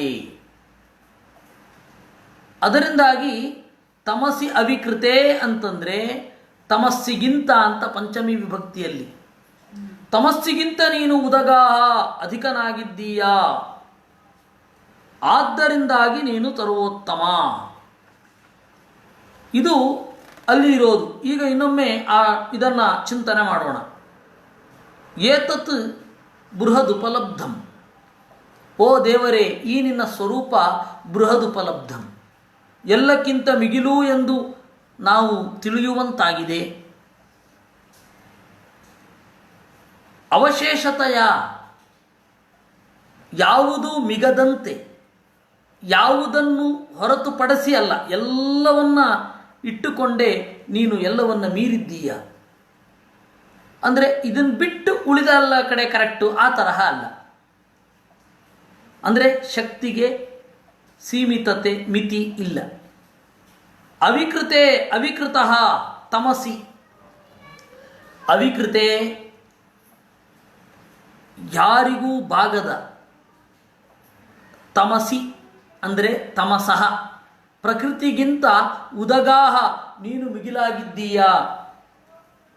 ಅತಃ ಈ ಕಾರಣದಿಂದ ಋಷಿಗಳು ತ್ವಯಿ ನಿನ್ನಲ್ಲಿ ಮನೋವಚನಾಚರಿತಂ ಮಾತು ಮನಸ್ಸುಗಳ ತಿರುಗಾಡುವಿಕೆಯನ್ನು ದದುವು ಇಟ್ಟಿದ್ದಾರೆ. ಅಂದರೆ ನಿನ್ನ ಬಗ್ಗೆ ಮಾತನಾಡ್ತಾರೆ, ನಿನ್ನ ಬಗ್ಗೆ ಚಿಂತಿಸ್ತಾರೆ. ಕಥಮ ಯಥಾ ಭವಂತಿ ಭುವಿ ದತ್ತ ಪದಾನಿ ನೃಣಾಂ, ಭೂಮಿಯಲ್ಲಿ ಈ ತರಹ ಬಿಟ್ಟರೆ ಇನ್ಯಾವುದು ಹೀಗಿದೆ? ನಿನ್ನನ್ನು ಬಿಟ್ಟರೆ ಬೇರೆ ಯಾವ ಜೀವ ಹೀಗಿದೆ? ಅದರಿಂದಾಗಿ ನೀನು ಪರಮ ಆತ್ಮ. ಅವರ ಮಾತು ಹೀಗಿದೆ, ಹೀಗೆ ಆಗಬೇಕು. ಯಾಕೆಂದರೆ ಜಗದಾಚೆಗಿನ ಸಂಗತಿಯನ್ನು ಕಂಡಿದ್ದಾರೆ, ಜಗತ್ತಿನ ಒಳಗಣ ಮಿತಿಯನ್ನು ಅವರು ಕಂಡಿದ್ದಾರೆ. ಅವರ ಮಾತು ಅದು ಸತ್ಯ ಆಗೇ ಇರುತ್ತೆ, ಆಗಿದೆ. ಆಧಾರ ಶಕ್ತಿಯುಕ್ತತ್ವಾತ್ ಭೂರುದಂಚ ಪ್ರಕೀರ್ತಿತಂ ಸಾಪಿ ವಾಯುವಂತರಂಗೈವ ಸಹ್ಯಾಧಾರೋಖಿಲಸ್ಯ ಚ ಇತಿ ಮಹಾಸಂಹಿತಾಯಾಂ. ಇದು ಈ ತರಹ ಪ್ರಮಾಣ ಅಂತಂದರು. ಭೂಮಿಯಲ್ಲಿ ಹೀಗಿದೆ. ಈಗ ಭೂಮಿ ಅಂತನ್ನೋದು ಎಲ್ಲ ಪಂಚಭೂತಗಳ ಸಮಾಹಾರ. ಪಂಚಭೂತಗಳಲ್ಲಿ ಅಂದರೆ ಉಳಿದ 4 ಭೂತಗಳಲ್ಲಿ ಯಾವ ಗುಣ ಇದೆ ಆ ಎಲ್ಲ ಗುಣ ಭೂಮಿಯಲ್ಲೂ ಇದೆ. ಈಗ ಆಕಾಶದಲ್ಲಿ ಶಬ್ದ ಮಾತ್ರ, ಗಾಳಿಯಲ್ಲಿ ಸ್ಪರ್ಶ ಮಾತ್ರ.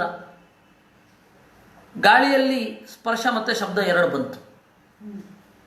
ಆಮೇಲೆ ಅಗ್ನಿ ರೂಪ ಒಂದು ಆ್ಯಡ್ ಆಯಿತು, ಜಲದಲ್ಲಿ ರಸ ಆ್ಯಡ್ ಆಯಿತು. ಇಷ್ಟೆಲ್ಲದರ ಜೊತೆಗೆ ಭೂಮಿಯಲ್ಲಿ ಗಂಧದ ಜೊತೆಗೆ ಇವೆಲ್ಲ ಇದೆ. ಶಬ್ದ ಸ್ಪರ್ಶ ರೂಪರಸ ಗಂಧಗಳು ಬಂತು. ವಸ್ತುತಃ ಅದೆಲ್ಲವನ್ನ ಇಲ್ಲಿ ಸ್ವೀಕಾರ ಮಾಡಬೇಕು. ಕಥಮಯಥಾ ಭವಂತಿ ಭುವಿ ದತ್ತ ಪದಾನಿ ನೃಣಾಂ. ಕಥಮಯಥಾ ಭವಂತಿ, ದೇವರ ಬಗೆಗೆ ನುಡಿದದ್ದೆಲ್ಲವೂ ಕೂಡ ಅನಿರ್ದಿಷ್ಟವಾಗಿರುತ್ತೆ. ಜಗತ್ತಿನ ಬಗೆಗೆ ಹೇಳಿದ್ದೆಲ್ಲವೂ ನಿರ್ದಿಷ್ಟವಾಗಿ ಇರುತ್ತೆ. ಕಥಮಯಥಾ ಭವಂತಿ, ಹೀಗೆ ಹೇಗೆ ಇರೋದಿಲ್ಲ ಅನ್ನೋದು ಇದರ ತಾತ್ಪರ್ಯ. ಇನ್ನು ನಾವು ಮುಂದುವರಿಸ್ತಾ ಹೋಗಬೇಕಾದ್ರೆ ಅದು ಸ್ಪಷ್ಟ ಆಗತ್ತೆ. ಅತೈತಿ ಹೇತ್ವರ್ಥೆ ತಥೇತ್ಯರ್ಥೆ ತಸ್ಮಾತ್ ಬೃಹತ್ವೇನ ದಧು. ಅತಃ ಶಬ್ದಸ್ತು ಹೇತ್ವರ್ಥೆ ತಥೇತ್ಯರ್ಥೇ ಚ ವರ್ತತೆ. ಅತಃ ಅನ್ನೋದಕ್ಕೆ ತಥಾ ಅಂತ, ಹಾಗೆ ಅಂತ ಅರ್ಥ ಇದೆ, ಅದರಿಂದ ಅಂತನೂ ಅರ್ಥ ಇದೆ. ಉಭಯಾರ್ಥೇ ಚ ಭವತಿ ಯಥಾ ಶಬ್ದವಿದೋ ವಿದುಹು ಇತಿ ಶಬ್ದ ನಿರ್ಣಯ.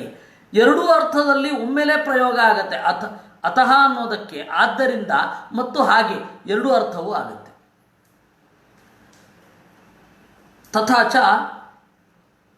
ಬೃಹದುಪಲಬ್ಧಂ ಅಂದರೆ ವೇದದಲ್ಲಿ ನಿನ್ನ ಸ್ವರೂಪ ಹಿರಿದಾಗಿದೆ ಎಂದು ತಿಳಿದಿದ್ದಾರೆ. ಬೃಹದ್ಧಿ ದೃಷ್ಟಮವಶೇಷಿತಂ ಯತ್ ಸ್ವರೂಪಮೀಚಸ್ಯ ತಮೋಧಿಕಸ್ಯ ಸರ್ವಾಧಿಕತ್ವೇನ ತಮೋಹಿ ದುರ್ಗಾ ತತಸ್ತಥೈನಂ ವಿಬುಧಾ ಯಥಾಗುಹು ಇತಿ ಔದ್ದಾಲಕಾಯನ ಶ್ರುತಿ. ಈ ಇಡೀ ವೇದಕ್ಕೆ ಅಂದರೆ ಈ ಶ್ಲೋಕಕ್ಕೆ ಸಂಬಂಧಪಟ್ಟ ಮೂಲದ ವೇದ ಯಾವುದು ಅಂದರೆ ಔದ್ದಾಲಕಾಯನ ಶ್ರುತಿಯಂತೆ. ಆ ಔದ್ದಾಲಕಾಯನ ಶ್ರುತಿ ಹೀಗಿದೆ. ಬೃಹದ್ಧಿ ದೃಷ್ಟಂ ಅವಶೇಷಿತಂ. ಬೃಹದ್ಧಿ ದೃಷ್ಟಂ, ಮಿಗಿಲಾದ ದೇವರ ಸ್ವರೂಪವನ್ನು ಕಂಡಿದ್ದಾರಷ್ಟೇ. ಅವಶೇಷಿತಂ, ವೇದ ಕಂಡು ಉಳಿದ ಗುಣಗಳೂ ನಿನ್ನದಿವೆ. ಹೀಗಾಗಿ ವೇದ ಕಂಡು ಉಳಿದದ್ದು, ಕಾಣದೇ ಉಳಿದಿದ್ದಲ್ಲ, ಕಂಡು ಉಳಿದದ್ದು, ಹೇಳಿಯೂ ಉಳಿದದ್ದು, ಕಂಡೂ ಉಳಿದದ್ದು. ದೇವರನ್ನು ಕಂಡು ಗುಣಗಳನ್ನು ಹೇಳಿದ ಮೇಲೂ ಕೂಡ ಇನ್ನಷ್ಟು ಹೇಳಬೇಕಿದೆ. ಆದ್ದರಿಂದಾಗಿ ಅವಶೇಷಿತಂ, ಕಂಡು ಉಳಿದದ್ದು ಅಂದರು. ಸರಿ, ಮಹಾಜ್ಞಾನಿಗಳು ಹೇಳ್ತಾರೆ ನಮಗೆ ಕೇಳಿಯೂ ಕೂಡ ಅನೇಕ ಅರ್ಥ ಆಗಿಲ್ಲ, ಅದರಿಂದಾಗಿ ಕೇಳಿ ಉಳಿದದ್ದು, ಅವರಿಗೆ ಹೇಳಿ ಉಳಿದದ್ದು, ಮನನ ಮಾಡಿ ಉಳಿದದ್ದು. ಅದಕ್ಕೆ ಇದಕ್ಕೆಲ್ಲದಕ್ಕೂ ಒಂದು ಕಾಮನ್ ವರ್ಡ್ ಅವಶೇಷಿತ, ದೇವರು ಉಳಿದವ ಅಂತ. ಬೃಹದ್ ಉಪಲಬ್ಧಂ ಅವಶೇಷಿತಂ ಅಂದರು. ಎಲ್ಲವೂ ಆಗಿ ಉಳಿದಿದೆ. ಎಲ್ಲಕ್ಕೂ ಮಿಗಿಲಾಗಿ ಇರತಕ್ಕಂಥದ್ದು ದುರ್ಗೆ. ಆ ದುರ್ಗೆಗೂ ಮಿಗಿಲಾಗಿ ಇರತಕ್ಕಂಥವರು ಈ ದೇವತೆಗಳು. ವಿಬುಧಾ ತಥಾ ಅಗುಹು. ಜ್ಞಾನಿಗಳೆಲ್ಲ ಅವನನ್ನು ಹೀಗೆಯೇ ಕಂಡಿದ್ದಾರೆ. ಬಹಳ ಹಿರಿದಾದವ, ನಾವು ಹೇಳಿ ಕಂಡು ಉಂಡು ಉಳಿದವ. ದೇವರನ್ನು ಉಣ್ಣೋದು ಅಂದರೆ ದೇವರ ಸಾಮೀಪ್ಯದಲ್ಲಿ ಆನಂದವನ್ನು ಉಣ್ಣೋದು ಅಂತ, ದೇವರಿಂದಲೇ ಆನಂದವನ್ನು ಪಡೆಯೋದು. ಹೀಗೆ ಏನು ಮಾಡಿದರೂ ಪೂರ್ತಿಯಾಗಿ ಗೋಚರ ಆಗದವ, ಅದರಿಂದಾಗಿ ಅವಶೇಷಿತಂ ಅಂದರು. ಸರ್ವಾಧಿಕತ್ವೇನ ತಮೋಹಿ ದುರ್ಗಾ, ಎಲ್ಲರನ್ನ ಮೀರಿ ನಿಂತದ್ದು ದುರ್ಗೆ, ದುರ್ಗೆಗೂ ಕೂಡ ಮೀರಿ ನಿಂತವ ಅವನು. ಅನಿರ್ದೇಶ್ಯಮಪಿ ಏಕದೇಶ ನಿರ್ದೇಶೇನ ನಿರ್ದಿಷ್ಟಂ ಭವತೀತ್ಯುಕ್ತಂ ಕಥಮಯಥಾ ಭವಂತಿ ಇತಿ. ಇನ್ನು ಹೇಗೆ, ಬೇರೆ ರೀತಿಯಲ್ಲಿ ಆಗಲಿಕ್ಕೆ ಸಾಧ್ಯವೇ ಇಲ್ಲ. ಜ್ಞಾನಿಗಳು ಕಂಡದ್ದು ಹೀಗೆ, ಏನು ಕಾಣಲಿಕ್ಕಾಗದೇ ಇರೋದು ಅಂತ, ಅಂದರೆ ಪೂರ್ತಿ ಕಾಣಲಿಕ್ಕಾಗದೇ ಇರೋದು ಅಂತ. ಮತ್ತು ಜ್ಞಾನಿಗಳು ಅಂತ ಹೇಗೆ ಹೇಳೋದು? ಅದಕ್ಕೆ ಉದಾಹರಣೆ ಇದನ್ನು ಕೊಟ್ಟಿದ್ದು. ಏನಂತ? ಭುವಿ ದತ್ತ ಪದಾನಿ ನೃಣಾಂ. ಭೂಮಿ ತಿರುಗಿದ ಅಂತ. ಭೂಮಿಯೆಲ್ಲ ತಿರುಗಿಬಿಟ್ಟೆ ಅಂತಾರೆ. ಎಲ್ಲಪ್ಪ ಭೂಮಿ ತಿರುಗದಿ? ನೀನು ಜಗತ್ತನ್ನೆಲ್ಲ ನೋಡ್ಬಿಟ್ಟಿದ್ದೀನಿ ಬಿಡಿ ಅಂತಾನೆ. ಏನು ಜಗತ್ತು ನೋಡಿದಾನೋ ಅಂದರೆ ಸರಿಸುಮಾರು ಹೀಗಿರುತ್ತೆ ಅಂತ. ಸ್ವಲ್ಪ ಅನುಭವ ಇದ್ದರೂ ಅವನು ಜಗತ್ತು ಬಲ್ಲವ, ಲೋಕಜ್ಞಾನ ಅವನಿಗಿದೆ, ಪ್ರಪಂಚ ಜ್ಞಾನ ಇದೆ ಅಂತ ಹೇಳ್ತೇವೆ ನಾವು. ಪ್ರಪಂಚ ಜ್ಞಾನ ಇದೆ ಅಂದರೆ ಹೆಂಗಿದೆ? ಸ್ವಲ್ಪ ತಿಳಿದಿದ್ದಾನೆ ಅಂತ ಹೇಳಿ ಇದೆ ಅಂತನ್ನೋದು ಅಲ್ವಾ. ಅವರು ಬಹಳ ಹಳಬರು, ಬಹಳ ತಿಳ್ಕೊಂಡಿದ್ದಾರೆ. ಅವರು ತಿಳಿದುಕೊಂಡ ಮಟ್ಟ ಮತ್ತು ಆ ವಸ್ತು ಅಜ್ಞಾತವಾಗಿರೋ ಮಟ್ಟಕ್ಕೆ ಹೋದರೆ ಸ್ವಲ್ಪವೇ, ಆದರೆ ತಿಳ್ಕೊಂಡಿದ್ದಾರೆ ಅಂತ ತಿಳ್ಕೊಂಡಿದ್ದಾರೆ, ನಮಗಿಂತ ಜಾಸ್ತಿ ತಿಳ್ಕೊಂಡಿದ್ದಾರೆ ಅಂತ. ಹಾಗೆ ದೇವತೆಗಳು ದೇವರನ್ನು ತಿಳಿದಿದ್ದಾರೆ ಅಂದರೆ ದೇವರ ಸ್ವರೂಪ ಇರೋ ಮಟ್ಟಕ್ಕೆ ಚಿಕ್ಕದೆ ಅವರ ತಿಳುವಳಿಕೆ, ನಮ್ಮ ಮಟ್ಟಕ್ಕೆ ದೊಡ್ಡದು. ಹಾಗೆ ಇಲ್ಲಿ ಹೇಳ್ತಾ ಇರೋದು. ಅದಕ್ಕೆ ಹೇಳಿದ್ದು ಭುವಿ ದತ್ತ ಪದಾನಿ ನೃಣ. ಅಲ್ಲಿ ಇನ್ನೊಂದಿದೆ, ಕಣ್ಣಿನಲ್ಲಿ ಬಯಲು ತುಂಬುತ್ತೆ, ನಡೆದಾಡಿ ಮುಗಿಯೋದಿಲ್ಲ. ಅಂದರೆ ಒಂದು ಪರ್ಟಿಕ್ಯುಲರ್ ಜಾಗ 60-40 ಹೀಗೆ ನೋಡ್ತೀರಾ, ಕಣ್ಣಲ್ಲಿ ಪೂರ್ತಿ ನೋಡಿ ಆಗಿದೆ, ಆದರೆ ತಿರುಗಾಡಿ ಮುಗಿಯತ್ತಾ? ಹಾಗೆ ದೇವರು ಇಷ್ಟು ಗುಣವುಳ್ಳವನು ಅಂತ ನಿಮಗೆ ಅರಿವಿದೆ, ಆದರೆ ಅದರೊಳಗಡೆ ವಿಶೇಷವಾಗಿ ಓಡಾಡಿ ತಿಳಿದು ಮುಗಿಯಲ್ಲ. ಅದಕ್ಕೆ ಹೇಳಿದ್ದು ಆ ರೀತಿ ಭೂಮಿಯಲ್ಲಿ ಓಡಾಡಿದವರ ಮಾತು ಹೇಗೋ ಹಾಗೆ ದೇವರಲ್ಲಿ ಓಡಾಡಿದವರ ಮಾತು ಅಂದರು. ಯಾಕೆಂದರೆ ಇದೊಂದು ಸಮಸ್ಯೆ ಇದೆ ಭೂಮಿಯಲ್ಲಿ. ಎಲ್ಲ ತಿರುಗಾಡಿದ್ದೀರಾ? ಹಾಂ, ತಿರುಗಾಡ್ಬಿಟ್ಟಿದ್ದಾನೆ ಎಲ್ಲ ಕಡೆ. ಹೌದಾ? ತಿರುಗಾಡಿ ಮುಗಿಸಿದ್ದೀರಾ? ಮುಗಿಸಿಲ್ಲ, ಈಗಲೂ ತಿರುಗಾಡ್ಬೋದು. ಕಣ್ಣಿನಲ್ಲಿ ತುಂಬುವ ಬಯಲು ಕಾಲಿನಲ್ಲಿ ಸವಿಯೋದಿಲ್ಲ.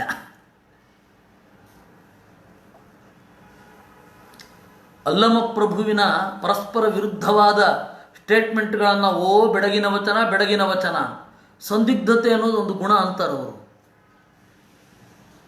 ನಂಗೆ ಅದೇ ಆಶ್ಚರ್ಯ ಆಗಿದ್ದು. ಸಂದಿಗ್ಧತೆ ಅನ್ನೋದು ಒಂದು ಗುಣ. ಅಯ್ಯೋ ರಾಮ, ಒಬ್ಬ ತತ್ವಶಾಸ್ತ್ರಿ ನಿಷ್ಕೃಷ್ಟವಾಗಿ ಹೇಳಬೇಕೇ ವಿನಃ ನಿಮಗೆ ಸಂದೇಹ ಬರೋ ಹಾಗೆ ಹೇಳಿ ಅವನು ಸಂದೇಹದಲ್ಲಿ ಮುಳುಗಿದ್ರೆ ಅದೇನು ಗುಣ ಅಂತ ಕಾಣ್ತಾರೋ ದೇವರಿಗೆ ಗೊತ್ತು. ಅದನ್ನು ಬೆಡಗಿನ ವಚನಗಳು ಅಂತ ಹೊಗಳೋ ಬೆಡಗು ಬೇರೆ ಇವ್ರದ್ದು ಅಲ್ಲ. ಅದು ನಿಷ್ಕೃಷ್ಟವಾಗಿ ಹೇಳಬೇಕು. ಒಬ್ಬ ತತ್ವಶಾಸ್ತ್ರ ನಮಗೆ ಬೇಕಾದದ್ದು ಅಲ್ಲಿ. ಅದನ್ನು ಭಾಗವತ ಹೇಳೋದು ನಿಷ್ಕೃಷ್ಟವಾಗಿ ಹೇಳ್ತೇವೆ. ಏನಂತ ಸ್ವಲ್ಪ ತಿಳಿಬಹುದು, ಜಾಸ್ತಿ ತಿಳಿಲಿಕ್ಕಾಗಲ್ಲ. ಜಗತ್ತಿನ ಬಗ್ಗೆ ನಿಷ್ಕೃಷ್ಟವಾಗಿ ಹೇಳ್ಬೋದು, ದೇವರ ಬಗ್ಗೆ ಸುಖ ಜ್ಞಾನ ಈ ಥರದರ ಬಗ್ಗೆ ಎಲ್ಲ ನಿಷ್ಕೃಷ್ಟವಾಗಿ ಹೇಳ್ಬೋದು. ಎಷ್ಟಿದೆ, ಏನಿದೆ, ಹೇಗಿದೆ ಅದು ಗೊತ್ತಾಗಲ್ಲ.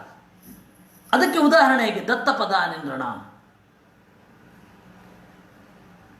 ಭೂಮಿಯಲ್ಲಿ ಕಂಡು ಸ್ವಲ್ಪ ಮಟ್ಟಿಗೆ ತಿರುಗಾಡಿದವ ಹೇಗೆ ಹಾಗೆ.